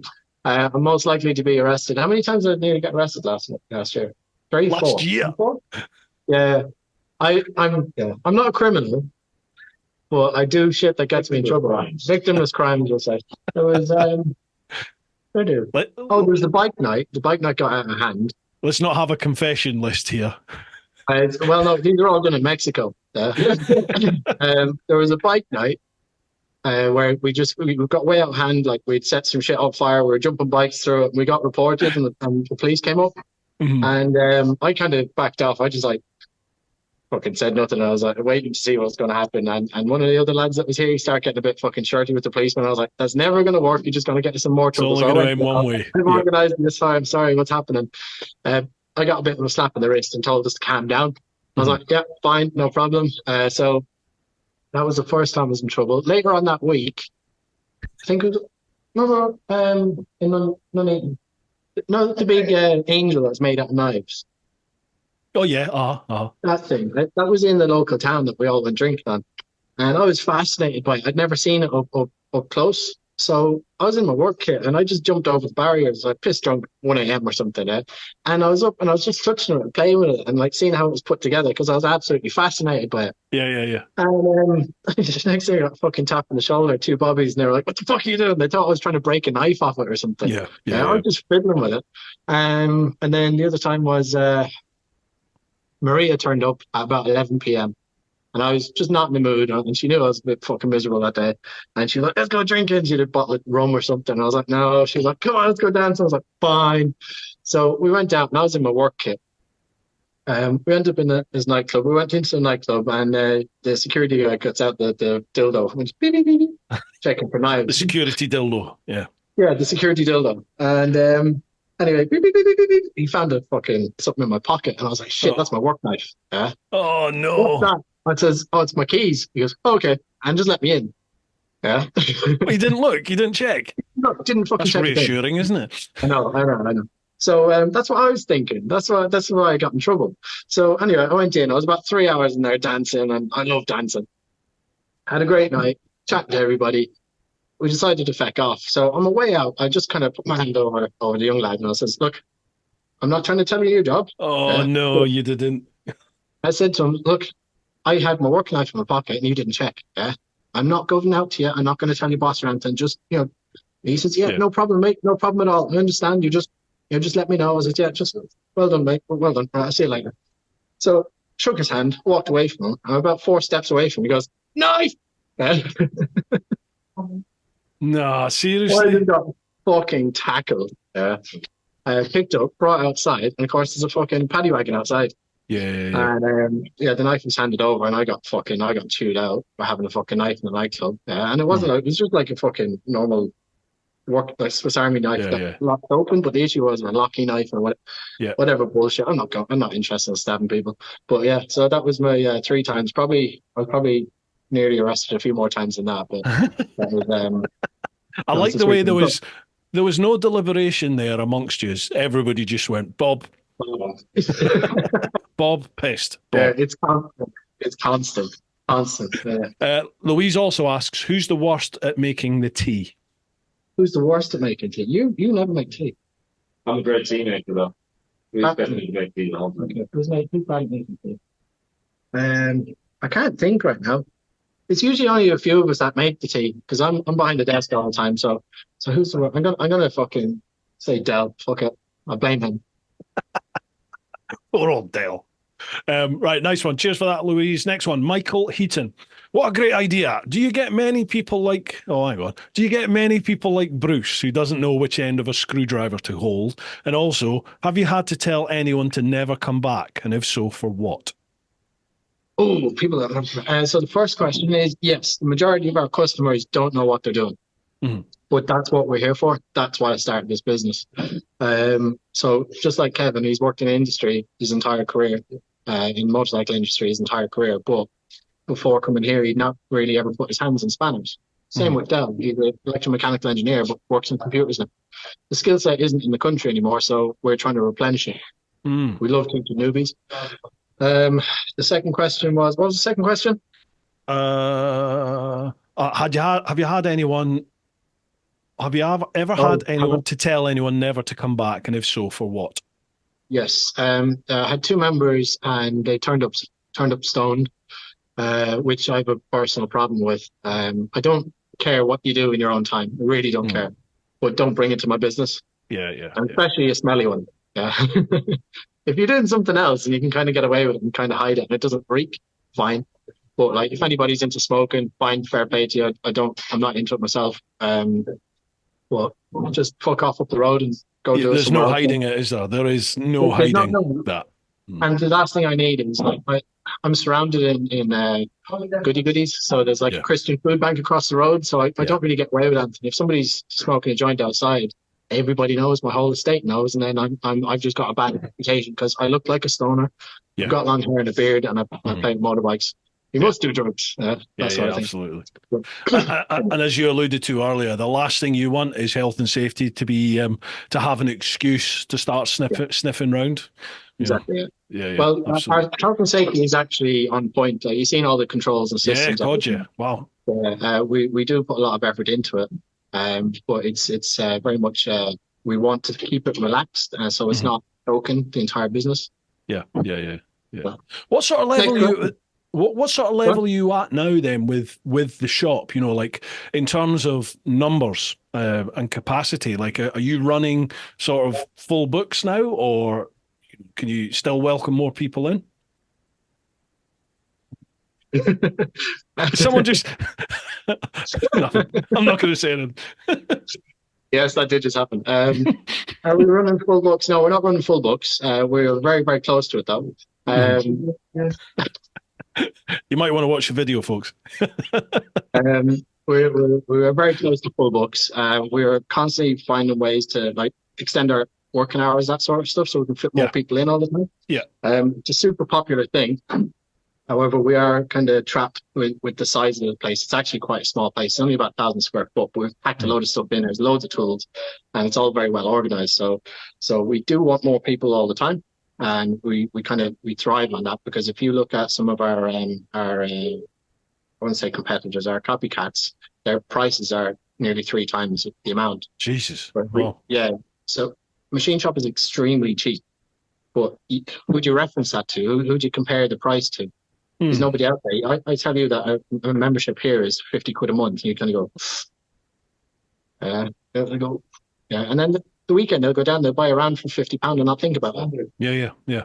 So they don't have anything to compare it to. If you say it's 50 quid for a tire, you go, oh, that's dirt cheap. Yeah, because they know it's cheap compared to what they pay otherwise, 100 quid for a tire. If I say 50 quid for a month at this place, they'll go, oh, it sounds like a lot of money. But they can't go to my competitor and say, oh, Bob's cheap compared to them, because there is no them yet. They're coming, they're on it, but we'll get there. But it'll come. If you took it like your standard mechanic hourly rate at, say, a dealership, like, let's not even go down the BMW route, which is like, Jesus, what are they charging? 70, 80 quid an hour or something? It's crazy, isn't it? Like a standard mechanic is charging you what, 40, 50 quid an hour? If you just go like a normal mechanic shop. How much is the service on your bike, Bruce? Just oil and filters for the tractor, that is anywhere between about 180 and about 240, and that's what is that, 40 minutes work, if that. So we can teach you how to do it yourself. We can do your oil, your filters, your air filters, and your spark plugs for about £120. Mm-hmm. Yeah. It's fucking insanely cheaper, and I'm suffering because of it. So I need more customers. Come on. So how do people? I was going to do this at the end, but seeing as we've brought this up, let's do it now. How do people get involved? How do people like? Well, just get on the website. It's a very, very simple website. You go on the website and it asks you a question. Says, what do you want to do? Whether you want to learn to weld, you want to learn to service your bike, you want to learn to machine, whatever it is you want to do. It's a very, very simple website. That website is built by a fucking idiot. So it's not complicated. It's real short, real succinct. Is that the word? That's the word. Yeah. Okay, that's the word. Yeah. It's a very to the point website. It's very blunt, just like me. You go in, it tells you what you want to do, and you choose that thing. Yeah. Very, very easy. What is the web address? So it's the-machine-shop.co.uk. Okay. The links will be down below, folks, so make sure you check them out. Awesome. Right, we got that bit done. We'll do that again at the end, though. No problems. Where were we? So that was Michael Heaton. Thanks for that, Michael. Next one, Ravenshead Rider. Great to hear the podcasts are back, Bruce. Thank you very much. I really enjoy them. To you both, what really frustrates you in life and how would you go about changing it? Ooh. What frustrates me? Yeah, in life. And People what would you do to change it? Me. I'm the most chill and calm guy. I never lose my temper. I never get angry. I'm just always chill. I don't get excited. There you go. There you go. And yeah, so there's never any drama with me. It's always chill, always relaxed. When people start interrupting me, I can't pretend to like them anymore. It irritates the shit out of me. I can't do it. When I'm doing welding lessons and somebody, halfway through explaining something, and somebody kind of thinks they know what I'm trying to get to, and then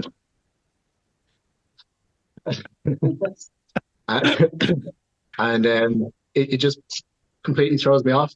And it fucking makes me want to hate them. So that pisses me off. But that's just impersonal kind of day-to-day stuff. But what pisses me off in life? That's it. That and lazy people. I hate clever people that are lazy. Clever people that are lazy. So, like people, I don't want to interrupt now. So, like people who plainly have the ability and means to do something, but just choose not to do it. Yeah. Is that what you mean? They're not fulfilling their potential or perceived potential. I'd much prefer to work with a stupid bastard that tries. I told you, I'm coming to see you. I'm going to come see you. Yeah, I find myself like not so much ignorance. I used to think it was ignorance that annoyed me, but it's not ignorance. It's people who, if someone has an opinion or something, but they've never actually looked into it or tried it, but they've got an opinion on it and they make out that the opinion is that is it, and it's worth something. People and electric bikes. Yeah. I mean, that's part of it, isn't it? That's something that I deal with quite a lot. Is if I ever do a video on electric, you always get everyone's got an opinion, but it's like, why should I attach any weight to that opinion if you've never actually ridden a bloody thing? So if you've never tried it, and that all through life annoys me personally. It's just like if you've got an opinion about a certain person or a certain type of person from a certain country, then go over there and meet them. You know what I mean? Like, go over and meet them and experience what life is like there before you have your opinion on what you think, because a lot of the time it's like, for me, I go to Morocco quite a bit, and I find Morocco like a really humbling country because the people are so nice, but when you meet the real people outside of the cities, they've got fuck all. They literally have nothing, but they'll open their life up to you. If that's just just to simply sit and they'll share whatever water they've got in the middle of the bloody desert. It's just simple things like that. And you come back home into the UK and we have everything just there, isn't it? It's readily available to us. And yet we still moan and we complain about, people that want to come in over here and people that are doing this that they see on the TV and the news tells them that. And you're like, it's bollocks. Just experience it for yourself. Get over there and do it for yourself. Anyway, woosah, woosah. So how would you go about changing it then? How do I go about changing people that interrupt me? Yeah. So when they interrupt me, I stay silent. Yeah. I just stop until they stop talking. And I look at them and then I continue on saying what I was saying, or I start the sentence again and I stare at them. I just look at them. And if they don't get that, I'll say, I will cut them off. I'll say, let me finish. And then that's the end of it. I'm not rude about it or anything. It's just more of a, look, you're paying for my time to teach you how to do this thing. And you keep talking over me. I can't convey this knowledge to you. Yeah. You're wasting my time and pissing me off. I can do that in a look. I've got to say, Bob, you're much more reserved in this session than you were previously. I think I've only heard you say the C word once so far.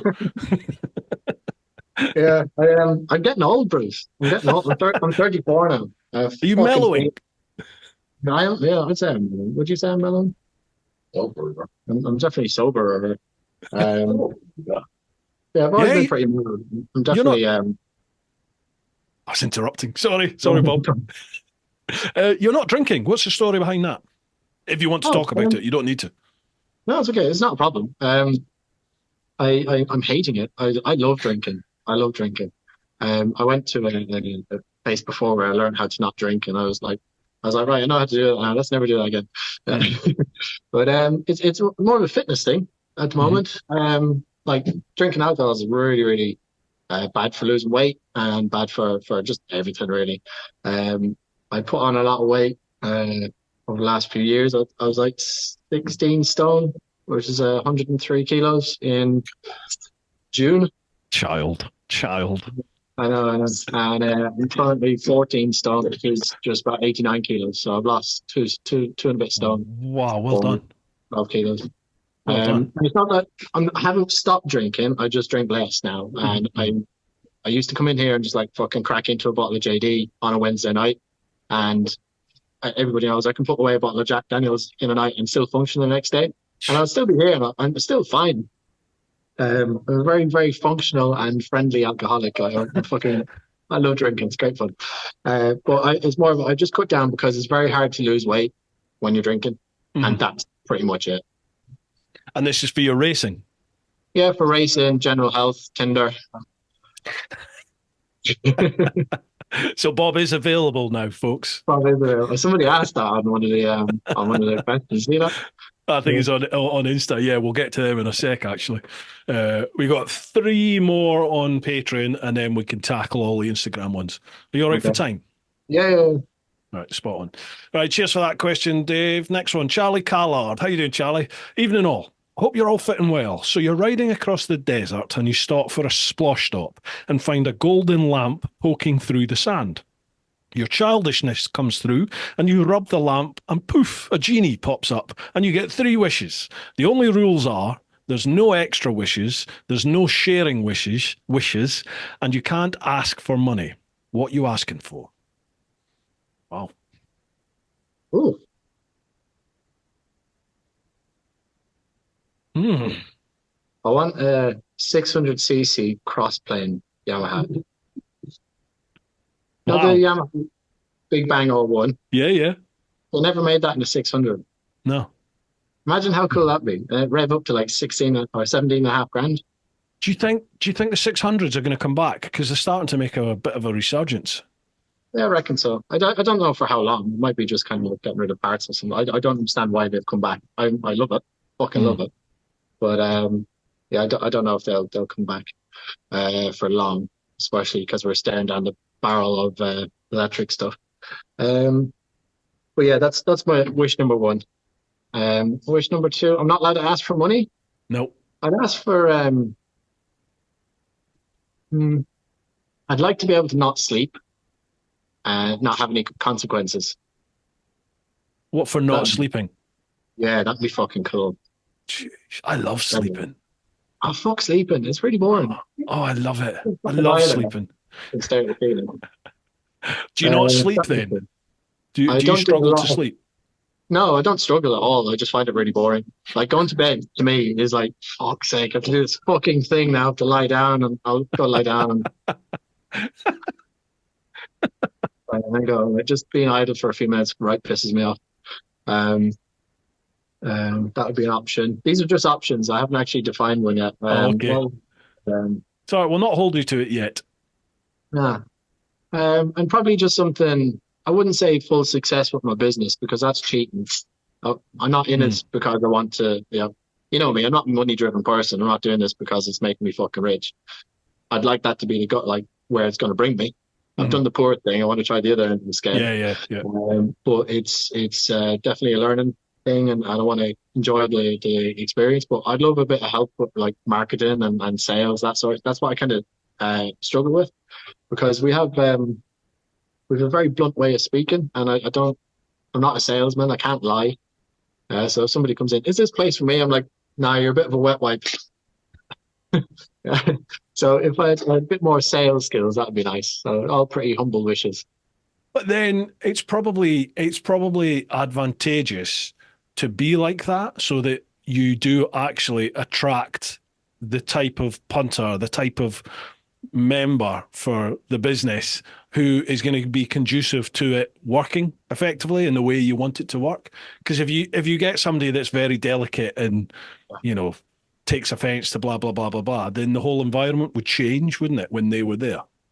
That's what you're saying there is quite apparent with like the people that you see here tonight and the people that you see on my Instagram stories and that sort of stuff.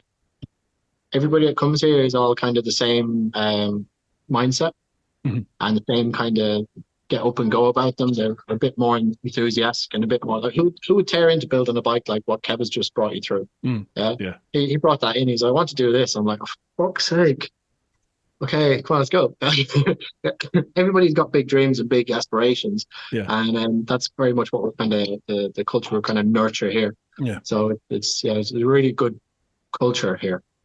That must feed on to other people though. That other people that turn up and it's like say the first 1 or 2, 3 sessions there at the shop and they're finding out how to, tighten a chain, lube a chain, but they look across the floor and they see somebody building a bike from scratch, custom building a subframe or a whole frame or teaching themselves how to weld. They must for me that would just be like, oh fuck, you're the same as me. You're just teaching yourself how to do this, so it's attainable, it's achievable. I can do this. What can I do? What how can I push myself? Where's the project I want to do? That's exactly what we're trying to teach people to do, even if it's just change your own brake pads. That's what we say. Change your brake pads, change your tires, change your chain. All of a sudden, you know how to use spanners. And then dropping an engine out or something isn't hard. I know it's a big jump there. It sounds like a big jump, but it's just nuts and bolts. It's fucking nuts and bolts. It's a big mechanical set. It's Lego. Yeah. It's easy. Yeah. That's your marketing. There you go. It's done. Right. What else was Charlie asking? Oh crap! I need to answer this. What would I ask for? Hair like mine. Money. Do you know what? I don't miss hair. I genuinely don't miss hair. I don't. I don't miss mine. Well, sorry, I don't. If it went, I don't think I'd miss it. It's fucking awful volume. Maybe I would like. I don't know. Maybe like a 9-inch cock rather than this 14-inch thing that I've got here. No, that's horrible. What would I like? Bloody hell. I mean, this sounds really wanky, but I'm sort of living my dream at the moment. Obviously everyone would like more money, wouldn't you? You wouldn't, the money aspect, not having to worry about paying bills and the future and the financial future. That's always something that's pressing on my mind. But outside of that, I'm living the sort of dream that I've set in my mind's eye and work towards. I'm sort of living that. I take people away on bike tours for a living and make videos about what I do. So that's what happiness is. It's a bit of light at the end of the hardship. Yeah, but sorry, go on. Oh, so I was going to say that's why I wouldn't want to wish success in my business because then it's no fun. It's like is done. I've missed the journey, and that's what we're here for. Like, might as well just fucking die if it has everything done for you. Because whatever. Go on. What are you gonna say? I do. I think I fall foul of that at times where I think I never, no, not never. I sometimes don't sit back and sort of appreciate where I am and what I'm doing, because I'm constantly thinking, no, I want the next level of subscribers. I want that 100K, or, oh, it'd be awesome to get 1 million views on this video, or, for me, I'm the type of person that I always want to better everything that I do. It can always be better. It can always be bigger. And that's, I think sometimes you sort of have to have a bit of contentment with where you are, and a bit of an appreciation for where you are, and it's like, this ain't bad. This is not bad what you've got. So enjoy it. And okay, you can build. Is what, sorry? I think what you do is amazing, because I've seen you start from a fellow with no beard, absolutely terrified. Going back to watch those videos now is really funny, and you just exude naivety, and it's fucking brilliant. It's absolutely brilliant, because we're all like that. We're all like that at the start of any journey, and yours was bigger than most. Am I right? You had a license, but you hadn't passed very long. And then one of your big trips were you just got past 4 years, I think. Yeah. I passed 2008, June or July 2008, and then I set off in October 2012. Yeah. But yeah.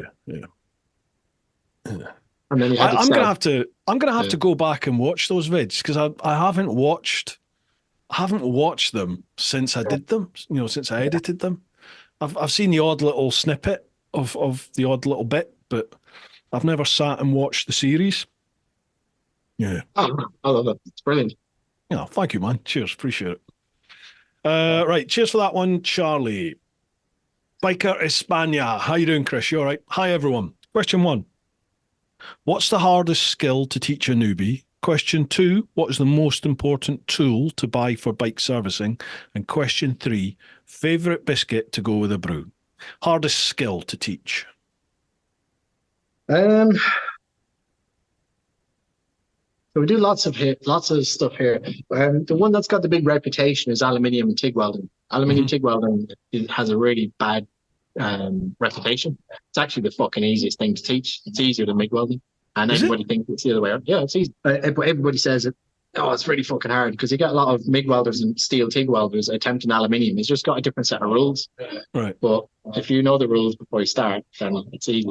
But I've boiled all these classes down to some really, really easy to learn information, and I'll get you welding aluminium in about 4 or 5 minutes. Well, as part of the reason that I need to chat to you is on the Jigsaw. Obviously, I had lots of rear subframe issues. Yeah. Well, the rear subframe that's on the bike now, the seat mounting sort of lugs, one of them is snapped completely off. So that's either going to have to be totally refabricated, or I've still got the bit, and we might be able to weld that back on to the rear subframe.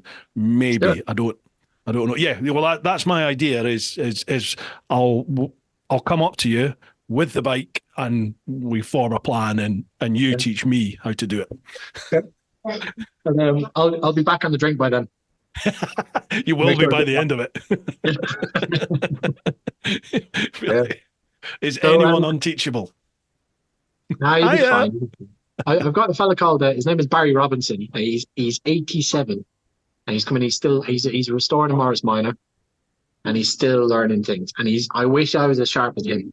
He's on the fucking ring. He's and he's got his iPhone, and sends me messages on WhatsApp, and sends me emails, and drawings of what he wants to do, and he's so techy. He's really, really interesting guy. Really interesting guy.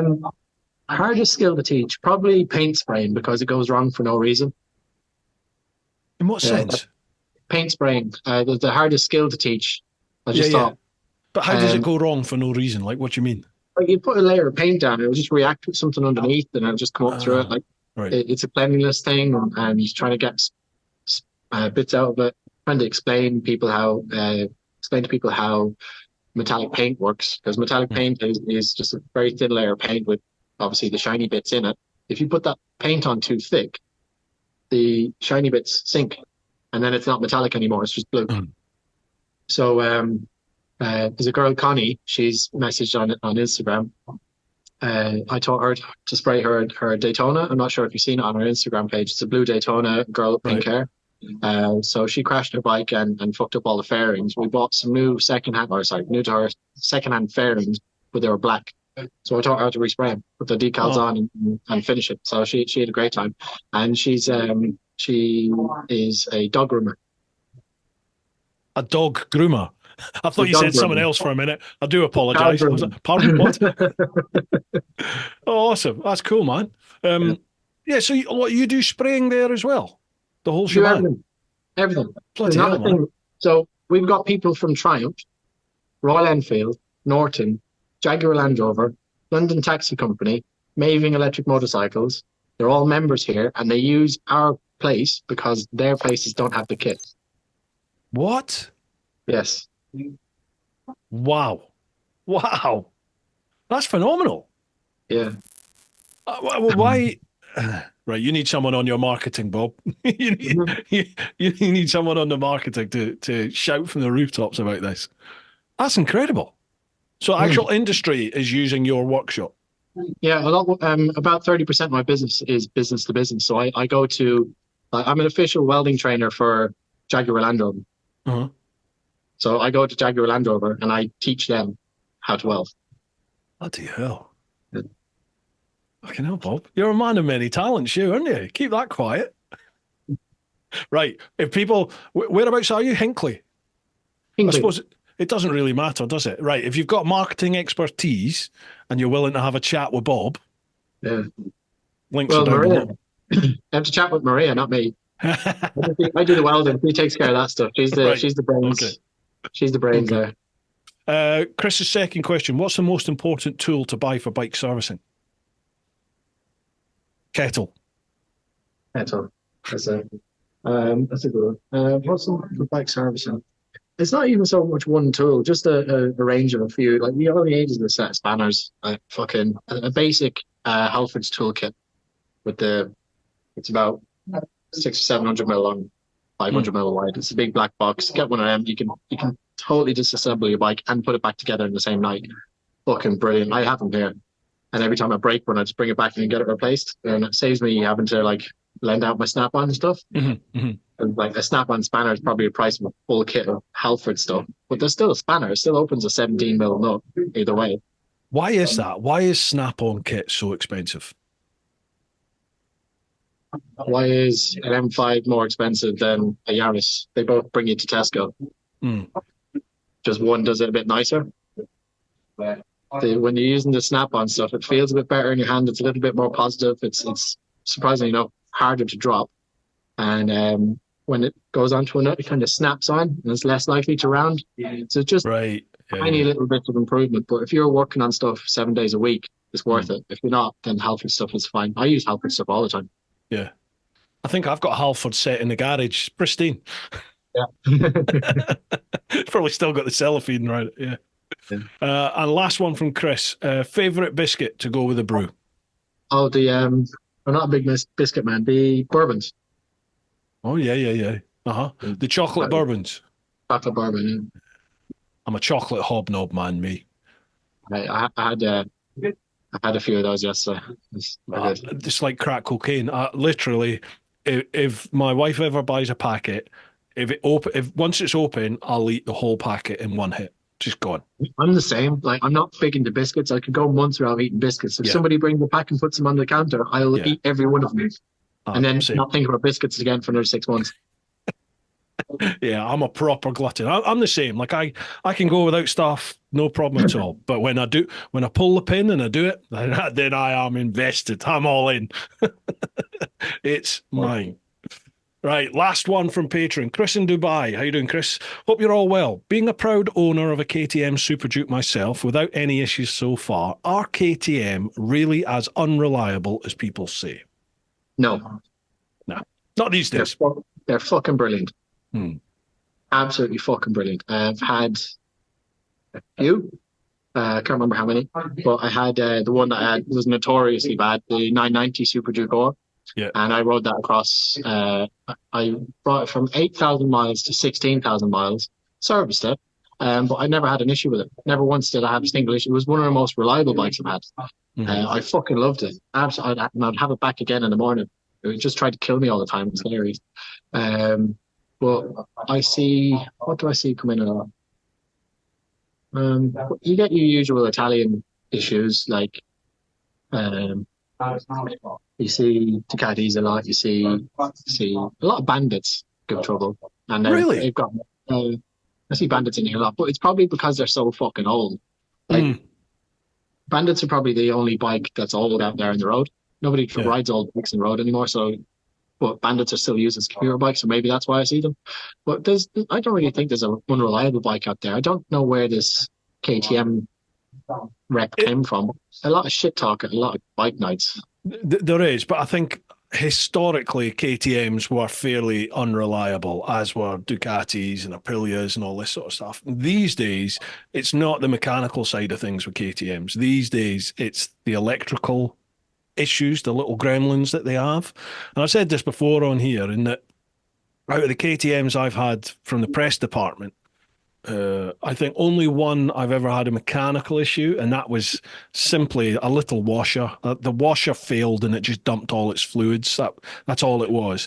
But the other ones, I've always had some form of electrical issue. So it's just a fault, a fault code will come up on the dash. So it never stops you riding.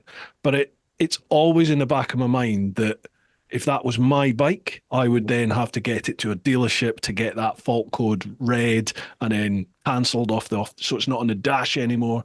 It's all stuff like that. And but I do agree with you. The reputation for reliability it's unfounded now in the modern ones. But the last, I hate bike nights, normal ones, because you just go and there's a load of people that are hobbyist bikers talking shit. And they just make things up to sound like they know shit. Yeah. And it just gets passed on, like this reputation that KTM's have. Yeah, back in like when there was like the 640s and stuff, the LC4s, they were a bag of shit. Yeah. That probably gave the entire business a reputation because it was just one bad bike. But everybody's got a bad bike. But yeah, I think they're fine. I think they're brilliant. I really love them. I love KTMs. I love what they're doing because they're the only bike out there that makes a fucking motorbike. Yeah. Everything like a rider's bike. Yeah, Triumph are just pinnacle and just sterile. I wouldn't buy one because they're just so fucking boring. I love the MT-07 and the T7, the Tenere. They're cool because they're wide. And I like what else do I like? I like mad bikes. I like fucking crazy. You like bikes. a visceral experience, don't you? You like the engagement, the sound, the look, everything. No, I get that. Yeah. I've always said it because obviously the thing between the GS and the KTM Super Adventure, you're either a KTM rider or you're the GS rider, aren't you? But whereas I fully put my hand up and go, the KTM's the better riding bike. Like that's the bike that's going to put the smile on your face. That's the bike that's going to, it's going to give you the stiffy. It's going to make you. When you open the garage door or you shut the garage door, that's the one that you turn around and have another look at. It's that bike that grips the soul. Yeah. But I'll always own the GS. Just because for me, it does everything I need. It's reliable, and if something does go wrong, the whole BMW brand package is behind it. And you get the odd bad dealership. But on the whole, most of them are pretty damn good, and they just sort it and it's dealt with. And I just think if KTM can nail that, if they can nail the quality assurance and across their whole dealership network, if every KTM dealership, when you turn up there with an issue with your bike, if you're dealt with the way that a good BMW dealership deals with you, KTM will walk away with it. But the prices will go up because they're going to have to be able to fund that. It's the reason part of the reason BMW is so expensive is because they have that whole brand behind it, that one-stop experience that most of the dealerships give you. But, KTM's definitely the better riding bike for sure. Mm. Anyway, never mind. Right, that's all the Patreon questions, and we've got some Insta ones now. You've had a little look at some of these Insta ones. Are you ready? Yeah. Where are we? So this is Instagram. I'll leave the links down below. Make sure you're following TeapotOne Insta and the machine shop as well. All the links will be down there. First one, Sean or Sean Clifford. Glad the podcasts are back. Thank you very much. Hope you guys are doing good. Question for both of you. Favorite song of all time? Cheers from Quebec. Oh, favorite song. That's not fair because I go through phases. I listen to different bands. I love music. Music constantly on here. We all listen to different music, so it's a big swirling pool of different genres here. Yeah. So it's kind of an unfair question because I go, oh, I love this song. Next month I love that song. Next month I love that song. So I think my Spotify Wrapped was somewhere between an Australian punk band called The Chats, some screamy metal music, and Florence and the Machine and Talking Heads. I think Talking Heads rates my most listened to song as This Must Be the Place, Naive Melody by Talking Head. So what would be a karaoke song? Oh fuck. Karaoke song. Probably something by Paolo Nutini, because my voice kind of suits him. A Scottish man like yourself. You don't hear anything about Paolo anymore, do you? No, is he still on the scene? The clue. He's an amazing voice. Absolutely stunning voice. Oh, if I was gay. Fuck, I don't need to be gay. I'll shag him anyway. Moving on. I think for me it's got to be Blues Brothers. It's got to be Sweet Home Chicago. I love that version of Sweet Home Chicago. It's just, I love that sort of music. I love sort of blues, boogie woogie. I love all that. Right, late on the brakes. Awesome. Cheers. Mike's coming on, actually. He's coming on this one. Mike works at M&P over in Wales. The machine shop. Can I ask my own questions? In your opinion, who's the best looking member of the TMS team? This is to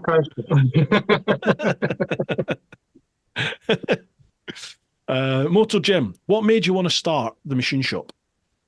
I worked for one of the motorcycle factories, and we weren't allowed to use the workshops to do the work we needed to do. So there'd be like a mill or a lathe there, and we'd go, "Oh, we need to make this part for this bike.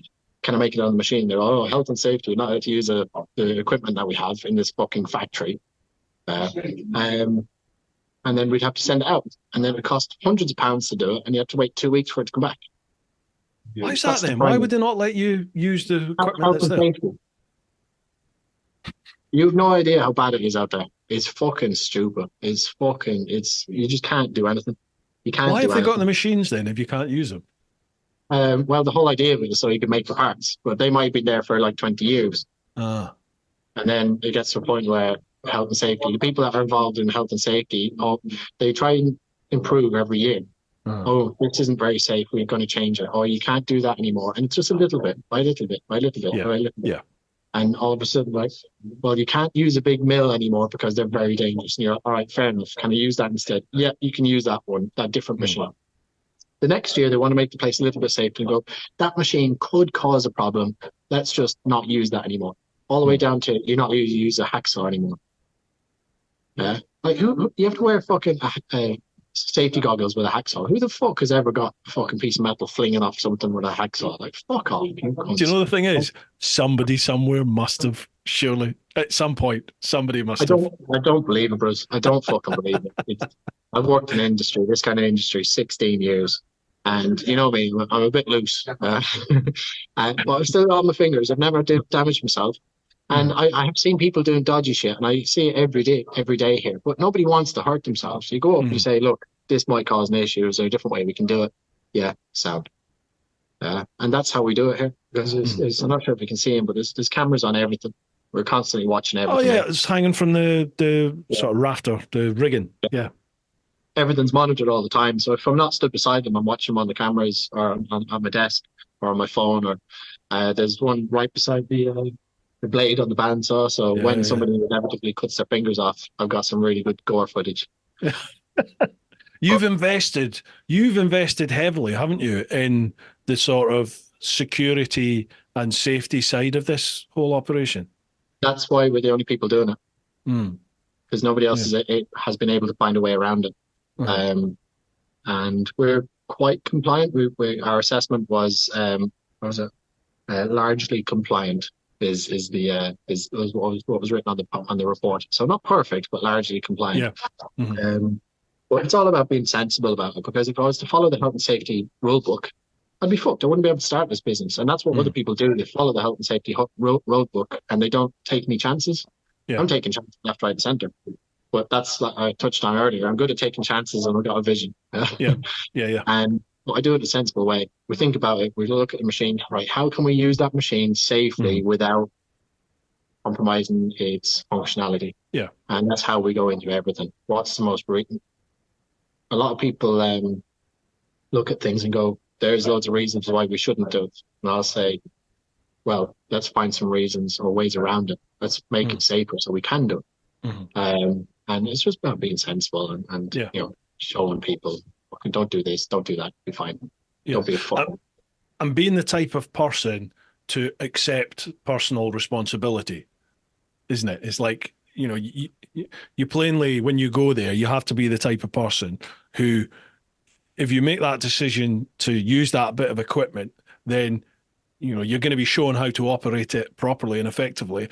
But it's also down to you to an extent, not to be a fucking idiot, and to think, as you just said, to think about your actions and the processes you're going to do and the possible consequences of them, and identify risks yourself, isn't it?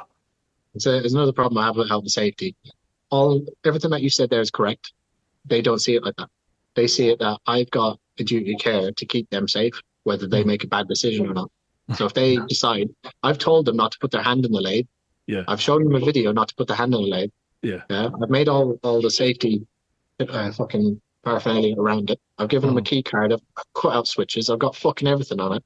And he goes, and puts his hand in. I'm still liable. Which is ridiculous. It's ridiculous. When they go to court, they won't sue me directly. They'll sue my insurance company. My insurance company will go, well, he's claiming for 12 grand. Court fees are probably going to be 20 grand if we fight this. Let's just pay the 12. So he wins. It sets a precedence, doesn't it? My premium goes up. Yeah.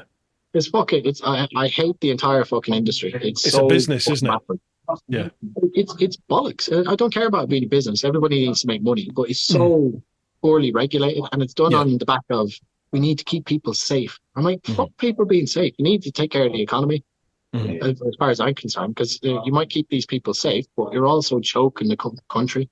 With all this health and safety regulation that you see fucking everywhere, choking everything up, making businesses very lethargic, and the amount of money we've invested into health and safety in this business is equal to the setup cost of the machinery. Wow. Okay, so I would have twice the amount of kit or twice the premises if the health and safety would fuck off and leave me alone and allow me to do it the way I think it should be done. That's not the rules. Who made the rules? Some cunt that went to and done a university degree in health and safety has never seen the inside of a workshop before. So he's more qualified than me. And he's making the rules. It fucking right pisses me off. Really fucking pisses me off. Yeah, my word choice there when I said it's a business was wrong. I didn't mean business. I meant it's an enterprise, as in elements within the insurance, legal, health and safety.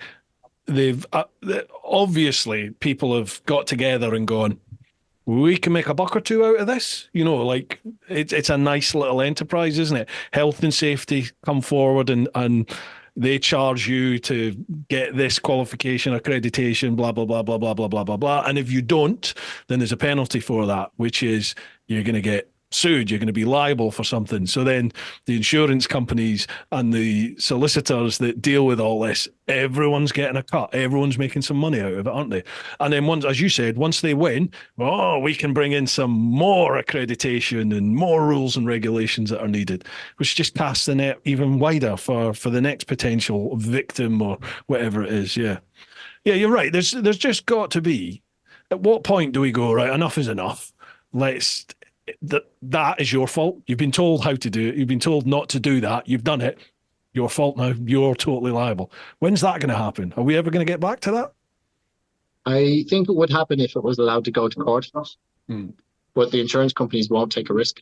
They'd rather pay out and then charge me more next year. It's safer for them. Yeah. Was that cyclical thing then? Because the insurance company, they're still making money, aren't they? They're paying out, but okay, we'll just recoup it by putting everyone's prices up. Yeah. The judge's job is to judge. He'll say, well, you're right, you're wrong. Yeah. You're a fucking idiot. Yeah, you've done enough. You're a fucking idiot. And then it gets thrown out. He doesn't get a penny because you've done everything. But he never gets that far. That's the issue. Oh, right. Next question. Cheers for that, Jim. Another one from Motor Jim. Why you so smexy, bruh? Who's Motor Jim? Do you know Jim? No. Motor Jim, TikToker. Ah, right. I don't do TikTok. He came to us at the show, at the NEC show, because he loved this bike.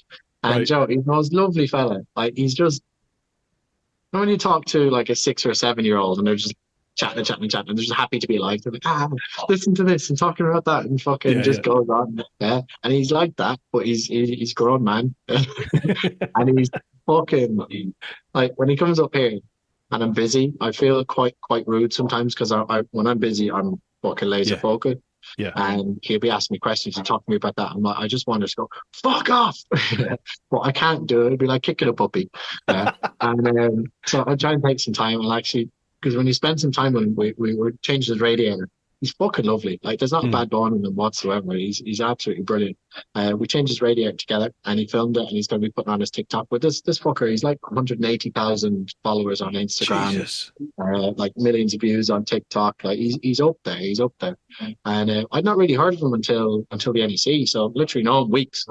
But there's like loads of new YouTubers and TikTokers and Instagram people are just like coming out of fucking just arriving with thousands of followers, and fair play to them. Like, it's getting out there, and like this motovlogging stuff is really taking off. It seems to be very popular with people. So we're trying to get some of them in and get them involved in it, and teach their audience that this stuff is, tighten your own chain, change your own oil, that sort of stuff. You don't need a mechanic to do this. So we're going to work with them a bit more, and he's a great guy. Yeah, I started a TikTok account, but then I got freaked out by all the like security implications that everyone was saying. You're handing over your phone to China, and it was just like, oh god, no. So I just stopped doing all my TikToks. Just forgot about it. It's banned in America now, isn't it? You can't get it in America. Yeah. I mean, it would be bad if they think it's bad.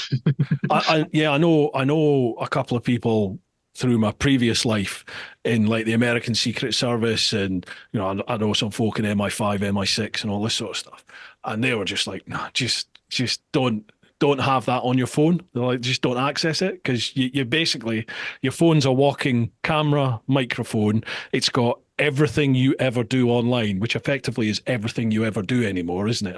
I do everything on my phone. He said all of that they've got. You just signed it away. As soon as you start a TikTok account, you're just saying to them, you can have access to everything in your phone, and you can know exactly where I am. You can listen to what I'm doing. You can do everything. Which, at the end of the day, if people want to know that, there's ways and means they can do all that anyway. But it's just really easy if you just open up the TikTok. So yeah, I didn't bother. But anyway, never mind. I can't dance anyway. I can't do all those stupid dances. I'm fucking old, am I? Right. That's what we're about here. Yeah. Cheers. We'll go up there. We'll do a TikTok, will we? Moto Pink. I've had many late nights at the machine shop where Bob taught me how to prep and respray my panels, do a burnout, pop a wheelie, etc. The machine shop has been a place to learn and let loose, which is why it's one of my favourite places. What was the first thing you did when TMS opened? Thank you, Connie. Remember I mentioned Connie earlier, she sprayed her Daytona blue. Yes. That's Moto Pink, right. Have you got Instagram open there? Yes. Just click on her name there and you'll see the blue bike, and that's we sprayed that. What was the I can see it there, yeah. Yes, Daytona. You sprayed that? She sprayed that. I taught her to spray. Wow. Good on you. She's the dog groomer. The dog room, yeah, that Daytona is beautiful, isn't it? Have you seen the new one that they've brought out? That's not a Daytona. I've not actually. It looks a bit. I've seen a silhouette of it, but That's not the Daytona. My mate had the black and gold Daytona. That's a Daytona. The one that yeah, Connie's got. That's a Daytona. yeah, Not this thing they brought out now. yeah. Yeah. So, what did you do when it first opened? I think I did a burnout, like a donut on the floor. In the shop. Yeah, yeah, yeah, definitely. Why wouldn't you? What was I on? I can't remember. First thing I did. First thing I did start moving parts in, moving machines in. I started doing the wiring. Um, it took me about 2 months to paint the walls, do all the wiring, put all the machines in place. Mm-hmm. And once I had everything in there, I kind of sat there and went, customers. I need customers. Yeah. There's something missing. Yeah. Because I was just thinking, build a ship and they will come. What was it? Was it? Yeah, What's build that? it and What's they that? will come. Yeah, build it and they will come. And that's a lie. That's a fucking lie. That was a big lie. Yeah. Yeah. Yeah, it is, isn't it? So yeah, just painting, that sort of stuff. But I did do a burnout once I got my bike here, before I put anything in place. So yeah, probably had a few pints as well. Right, next one. Oh, it's you again. Asking who is the best looking member of the TMS team. Have you done that on all the platforms? Moto Pink again, Connie. Does TMF have a logo? If so, why is it fuck off? You're sort of renowned. You're renowned for your warm and welcoming nature. Yes, I've got a talent for being really offensive, but not meaning it. As in, I can call you a cunt, I can call you an ugly bastard, I can say and like really wild shit to people, and they just laugh it off because I stare them in the eye and smile, and it's just nice. It's my way of venting. I'm like, it's the Irish charm. You fucking lazy, useless bastard, get out of the way. But I'll be screaming it, not in an aggressive way, just moaning, and everybody just laughs. So yeah, if there's too many people like idle or not idle, waiting for my attention, and another person comes at me, I'm like, "Will you fuck off?" I'll just scream at the top of my fucking. But it's funny. It's funny. It's not abusive, I think. Again, it's down to attracting the right people there, isn't it? Yeah. Need a bit of thick skin to be here. Moto Gym again. What made you want to start the machine shop? Well, we covered that, didn't we? Yeah.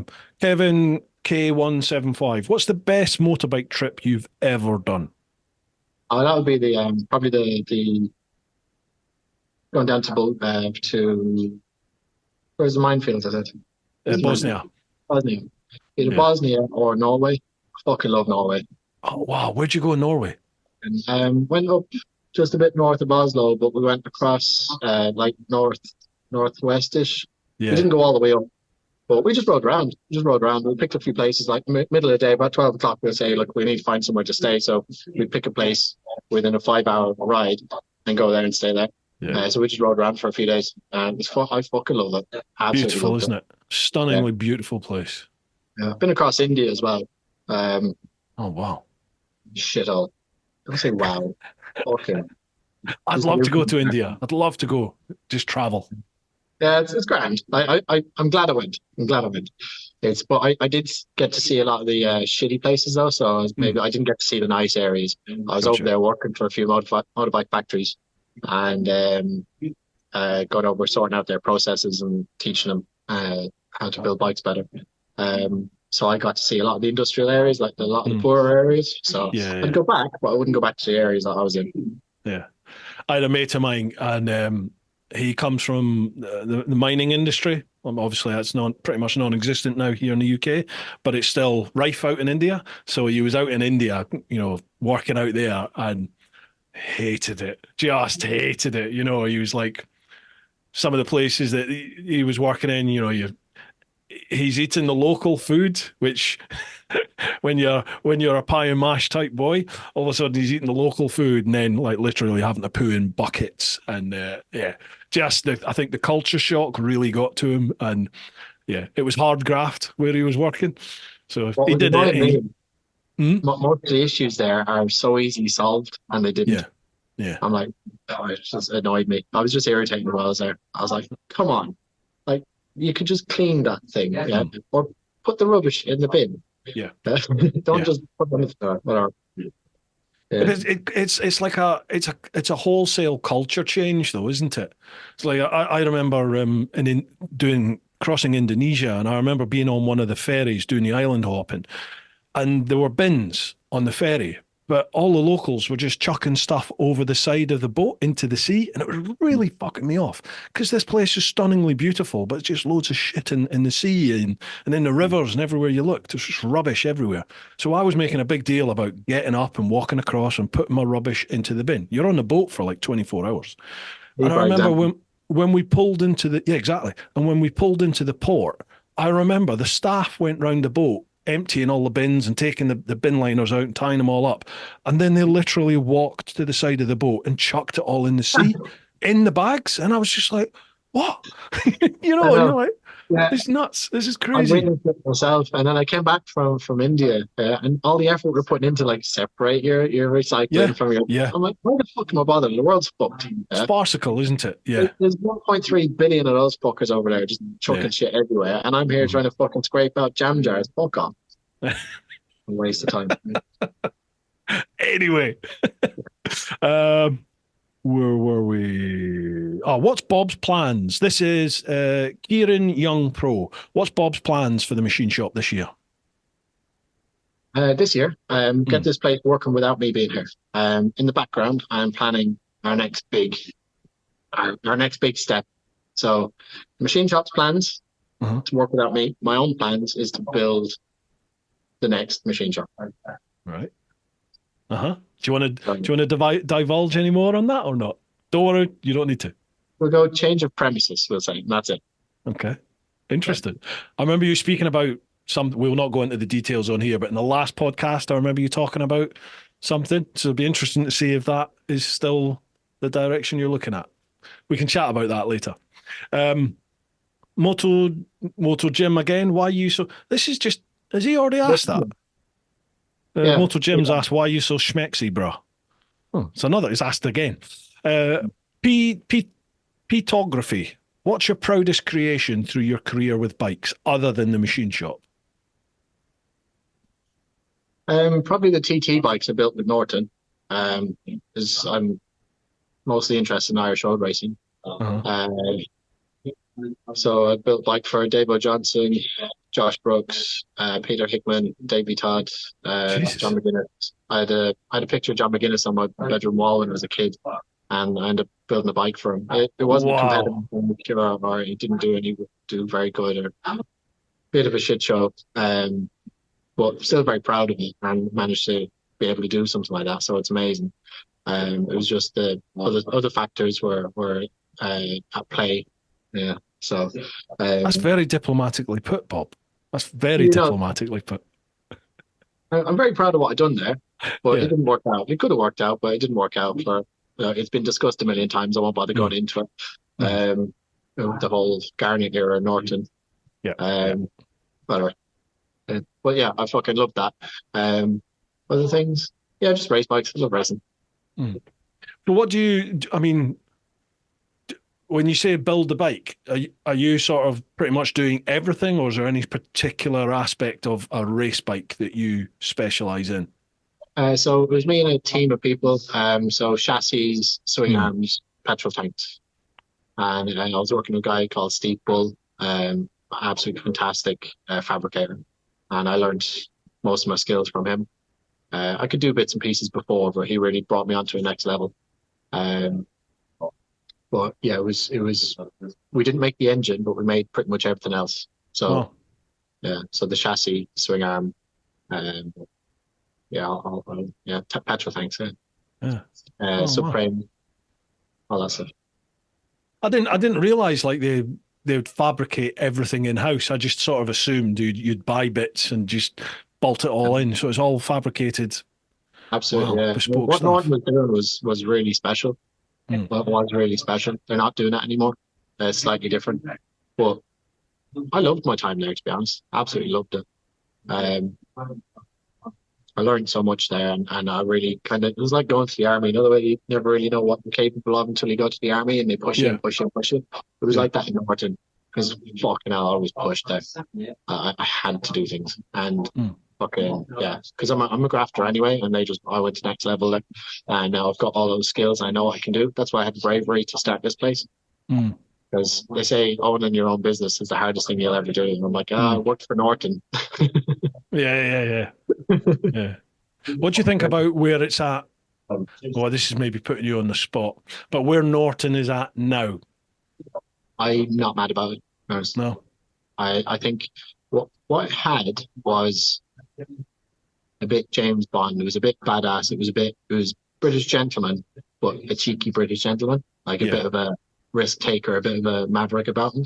And now they've just removed that, and now it's just a bike with Norton written on it. And it doesn't have too clinical almost now. Not even, it's got no attitude to it. Like the brand has no attitude. It's just lost everything. Before it was Garner, and Garner's, a risk taker and an entrepreneur and a businessman. And people that are buying those bikes are that kind of type of person as well, because they're the only people that have the money to buy them. If that makes sense. Like if you're watching a James Bond movie and the villain is riding a motorbike, he'd ride a Norton from Garner to Norton. He'd ride that V4 because it was the most badass thing that was ever fucking built. It's gorgeous, just beautiful machine. Yeah, it's still one of my favorite bikes ever. Not because I worked on it, but because it's fucking awesome. Yeah, I think it's the most beautiful bike out there. That stunning, love it. Yeah. Kevin K175 again. Tell us about any four-wheel mishaps you've had. Now, there's plainly more of a story here. Is that Kevin in the background, Kevin? Yes. Right, four-wheel mishaps. So I texted him earlier. I was like, "What do you mean four-wheel mishaps?" And he fucking list. and I couldn't think of anything. And then he just started reaming them off.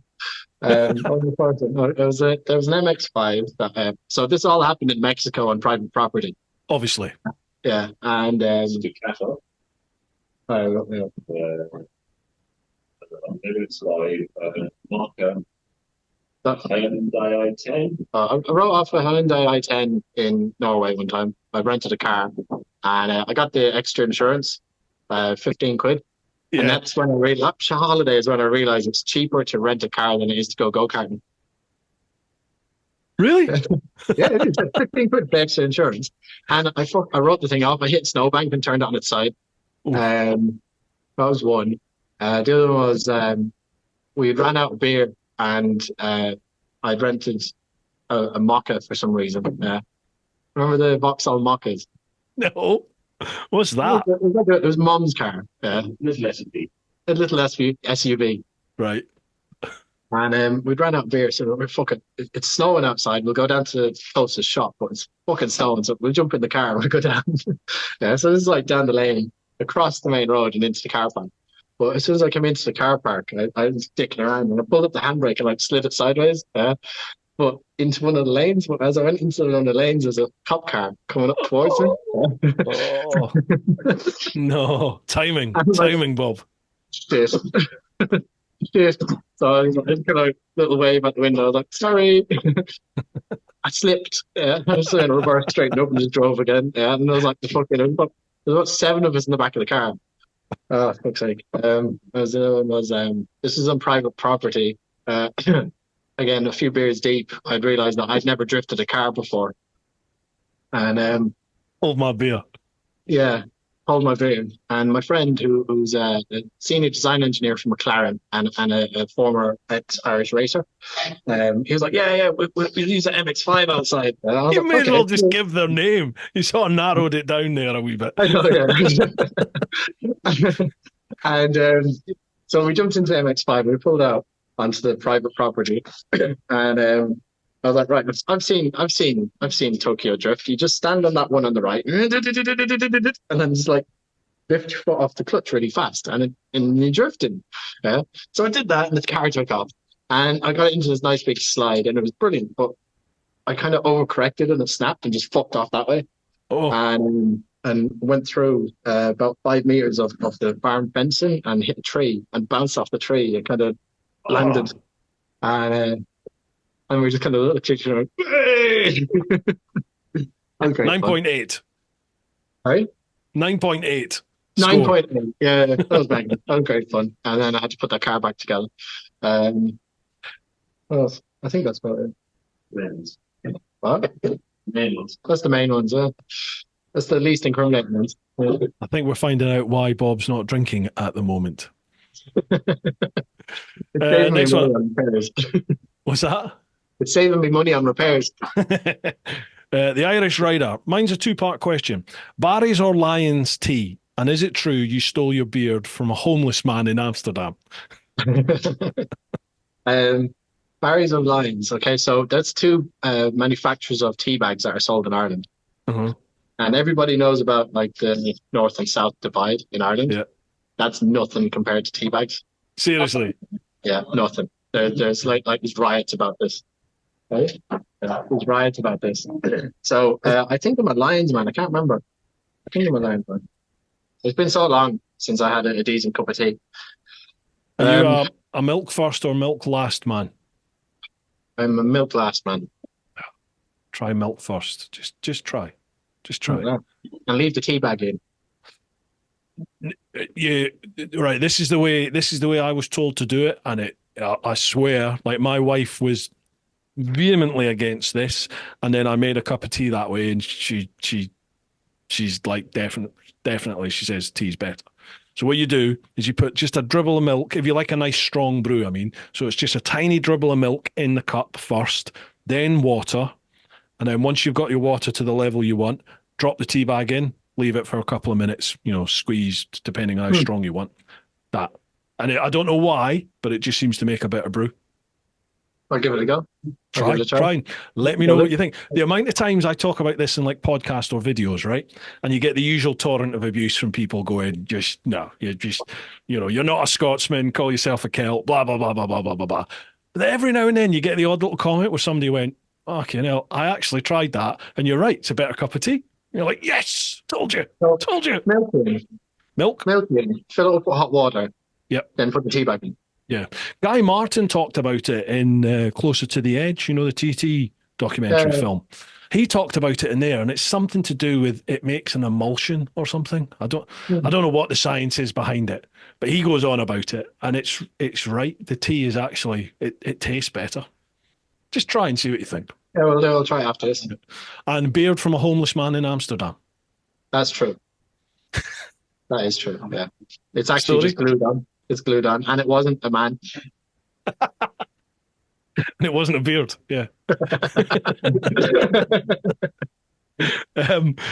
Cheers for that one, Irish Rider. Maria, how long are the 4-hour welding lessons? Come on, what's the story behind this? So that's Maria that you see on our Instagram page. Shiovska is her name. She's over in Bulgaria at the moment. So hi, Maria.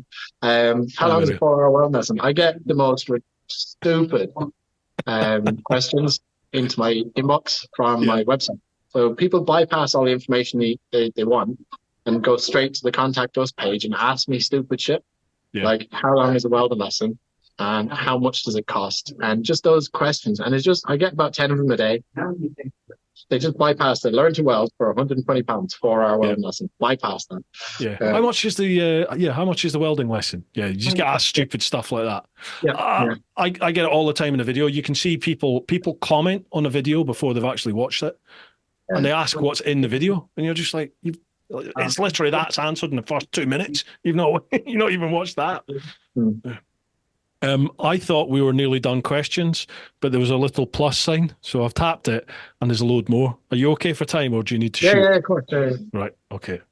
Okay, Ant Walton 27. Bob, is the TMS Superbike limited to the track, or have you ever been tempted to take it out for shits and giggles? Another story? Hi, Ant. Idle Talks? Mm-hmm. Idle Talk's like 5 or 10 minutes away from me. All right. Yeah. And I've got a 206 horsepower S1000 as my race bike. It's a proper mean piece of kit. Yeah. That's what I use for track days and instructing and racing. And I decided, my girlfriend at the time had just bought a new KTM, and she wanted to go out, and course, don't have a road bike because I just raced. I was like, fuck it, I'll go out on the track bike. So I put it up on the paddock stands in here. And I had to put the tire warmers on because you can't ride this bike on the road without tire warmers. And so I put the tire warmers on, let it warm up for an hour, and then fucking belted off down to idle torque, all taxed and insured and MOT'd. Obviously. And but I let her get a bit ahead of me, and I passed her about in Mexico. Yeah. So, okay. I passed her quite fast. Yeah. And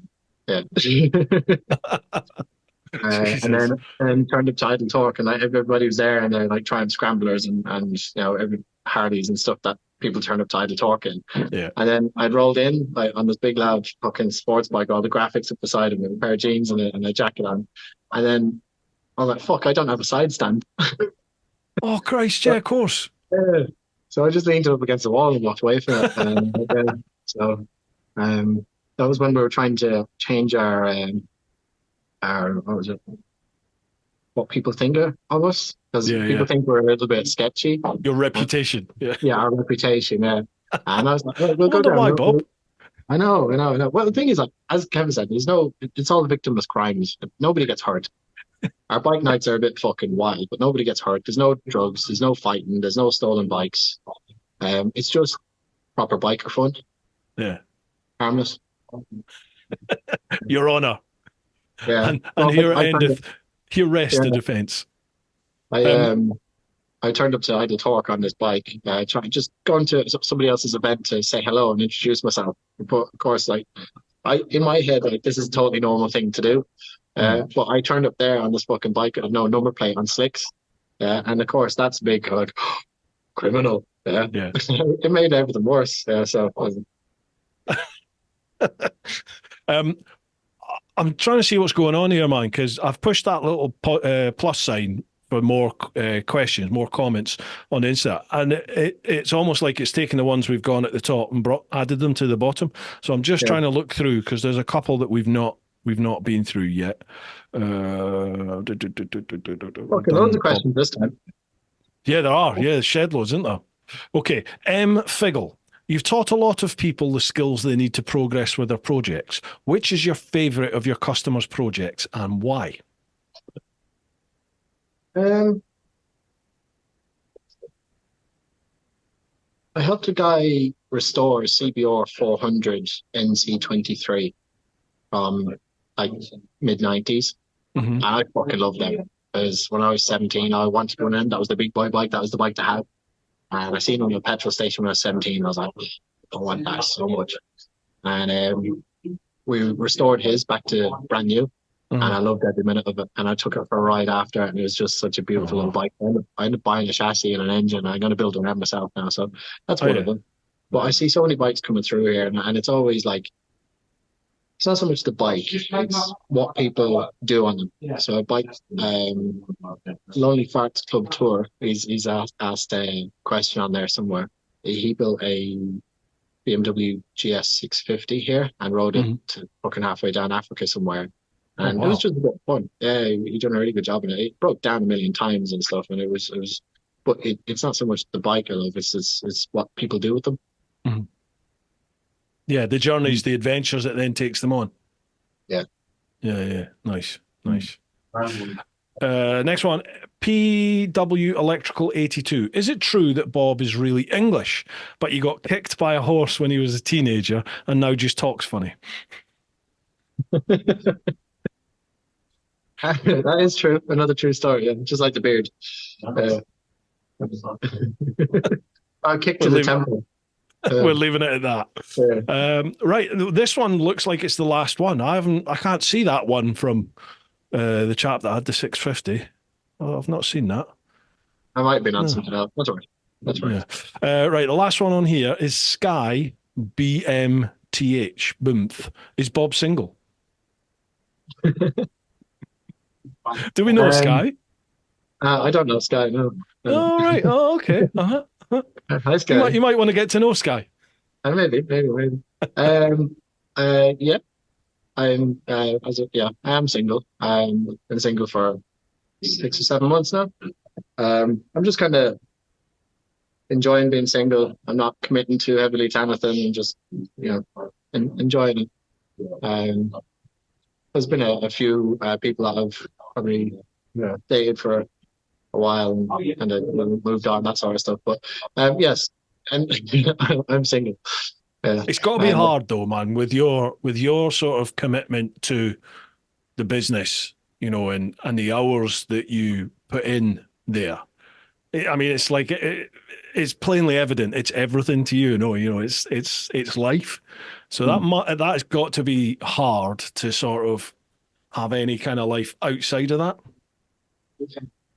You'd be surprised. It was like that. That's what ended my last relationship. I didn't take enough time away.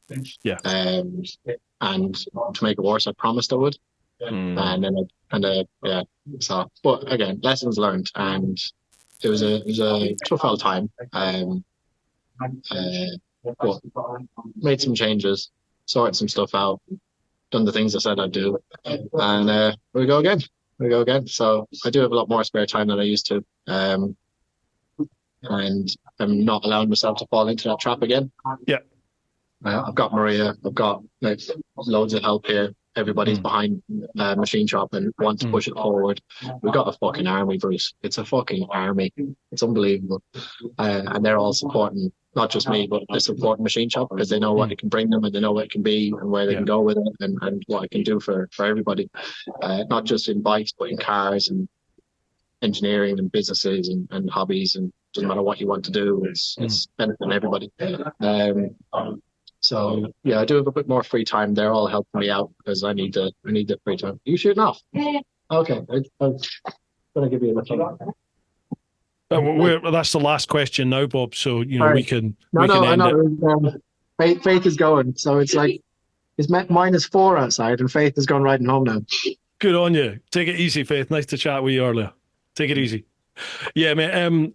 Like as an outsider, it is awesome to see where you are now, like where the Machine Shop is now from, where we chatted 3 years ago now, almost 3 years ago, where we chatted there and you had all these plans and these ideas. Well, you're there, it's like you're there and you can see that it's developed way beyond even where you were back at that point, like it just seems like a really professional outfit that's kept that fun and enthusiasm that you innately have. It's plainly evident that this is your passion and it's everything for you. But you can see where the business is and where it's plainly it's going to go. Like you've got the drive there and you're developing this team all behind you. It's going to be great to see where it goes, man. It really is. Really interesting to see what the next stage is going to be. Yeah, awesome. I'm trying not to take it too. I get pissed off with people that say, I'm going to do this, I'm going to do that, I'm going to do this. Yeah. And I'm very careful of that. Always very careful of that. I'll say I want to do something, and then I'll shut up. Yeah. Because it's all talk without action. We have to do it, and then we'll talk about it. Yeah, you've got to be accountable, haven't you? Exactly. So my plans, that's why I'm so quite tight-lipped about my plans. I know exactly where I want to be, but I'm not going to show you till I'm there. Yeah. I'm not going to say we're going to do this and going to do that. I've got plans. I've got a floor layout for my next shop. I've got a business plan all laid out. I've got the finances all laid out. I've got everything laid out. We're looking into planning permission. We're looking into fucking how we're going to fund it, how it's going to work out, staffing. We've got everything laid out. Like the planning that we've put into it in the last 6 months is unfucking real. We've got another year to go. But I don't want to talk about it because it's all talk without action. We have to do it, and then finally you might fucking visit. Mate, honestly, off camera, I know I said this before, but I have an attainable thing in my mind that I need help with this, and it'll make good content. I'll learn something. It'll be not worthwhile. That's the wrong thing. There's an attainable thing in my head. Right, I need this doing. You're the man. So I'll come up, I'll get this seat thing that needs to be done on the Jigsaw. We'll chat about it beforehand anyway and figure out a plan for it and what needs to be done. But yeah, let's make it happen. Let's do it. I'm the same. I don't like to say I'm going to do something unless it's actually happening. Do you know what I mean? Like, I've already said on here that I'm going to be cycling around the UK, and I keep on going on about it. It keeps coming up in all these episodes. People won't let me forget about it, and I'm going to do it. I will do it. But it's like, but it's like when, don't become one of them. But it's like, you know, it is going to happen. But for me, it's logistics now. It's like, right, when do you do it? You know, it's like I haven't got enough time as it is, so it's. But it's going to have to happen because I've said it's going to happen, so it's got to happen. It's one of them things, isn't it? Anyway, right, dude. Before we go, floor's yours. Any shout outs you want to make? Any people you want to call a cunt? Whatever you want to do, floor is yours. Go. Yeah, just my team. Maria, Kevin, Del. Bill's getting ready to ride home. Fucking Jake, Jack. Everybody has helped us this year. Scott's been there. Fucking. I've already said you. Again. So Del again. I'd be lost without them. Ortec Welding Machinery have been absolutely fantastic to us. They're a really good company. They've kind of got the same values. They provide a really good service for a fair price, and they're just kind of helping the little man. So they're not interested in selling loads of welders to big factories. They kind of take care of people working in sheds. All the companies that have brought us into entertainment for them. So Motorcycle Live were a seriously impressive company to do work with because they were so well organized. I just couldn't wrap my head around how well organized they were. It was just like it's like inspiring almost. We've been to Malay Mile, they were great. We've been to ABR, and they're fantastic. We're going back there again next year. We've got all the festivals going to this year. Just waiting for the bike to start in the background. Cool. Okay, and just do another little plug for your website. Where do people go if they want to get involved? So our website is www.the-machine-shop.co.uk. All the information's on there. We've got the welding classes, the service your own bike classes. We've got a news page. We've got an events page, so you know what events that we're going to. We're going to Motorcycle News MCN's Excel show in London in February. We'll be there. See you later, man. Take it easy. What's that? We might see you down here sometime. Yes, I know. We've just covered that. Yeah, I will come and see you. Hopefully this year, I will be to see you with a Jigsaw. I'll bring a Jigsaw. Yeah, man. Right. Awesome. Yeah, buddy. Right, ta-ra, pal. What? Yeah, and your socials as well, folks. I'll leave the website. I'll leave all the social links down below there. Have you got a YouTube channel as well? We do have a YouTube channel, but the investment in trying to get it going is just insane. Yeah. Like for me to pay somebody to edit it, or like Maria to edit it and film it, it's just another person. It's another thing, isn't it? Yeah. So if all your subscribers and people that are watching this want to come down and get membership and help me, that'd be great. Yeah, there you go. Yeah, so folks, check out the website. The socials will be there as well. So you got any questions, fire them Bob's way. The team will look after you. And I promise you, I'm doing it right now. I promise you, I will come see you. Hopefully this year. We'll have a chat. We'll have a chat via DMs and stuff, and we're only 10 minutes off the M1. So if you're ever doing a tour up north with your boys, bring them in. I'll make them a cup of tea. Right, you're on milk first, obviously. Milk first. That fucking weird. I wrote it down here now. Try it, and let me know what you think. Not doubting you. All right, dude. It's always a pleasure, Bob, chatting with you, man. It's your enthusiasm is infectious, mate. It's very motivating, and it's great to see that you're making things happen. Awesome. Thank you very much. Thank you. All right, dude, you look after yourself. Folks, hope you've enjoyed this one. Make sure you give Bob a follow and everything on there. And keep doing your thing. Look after those that you love. Get on out there whenever you can. But most importantly, live your life. Woo-ha! Cheers, dude.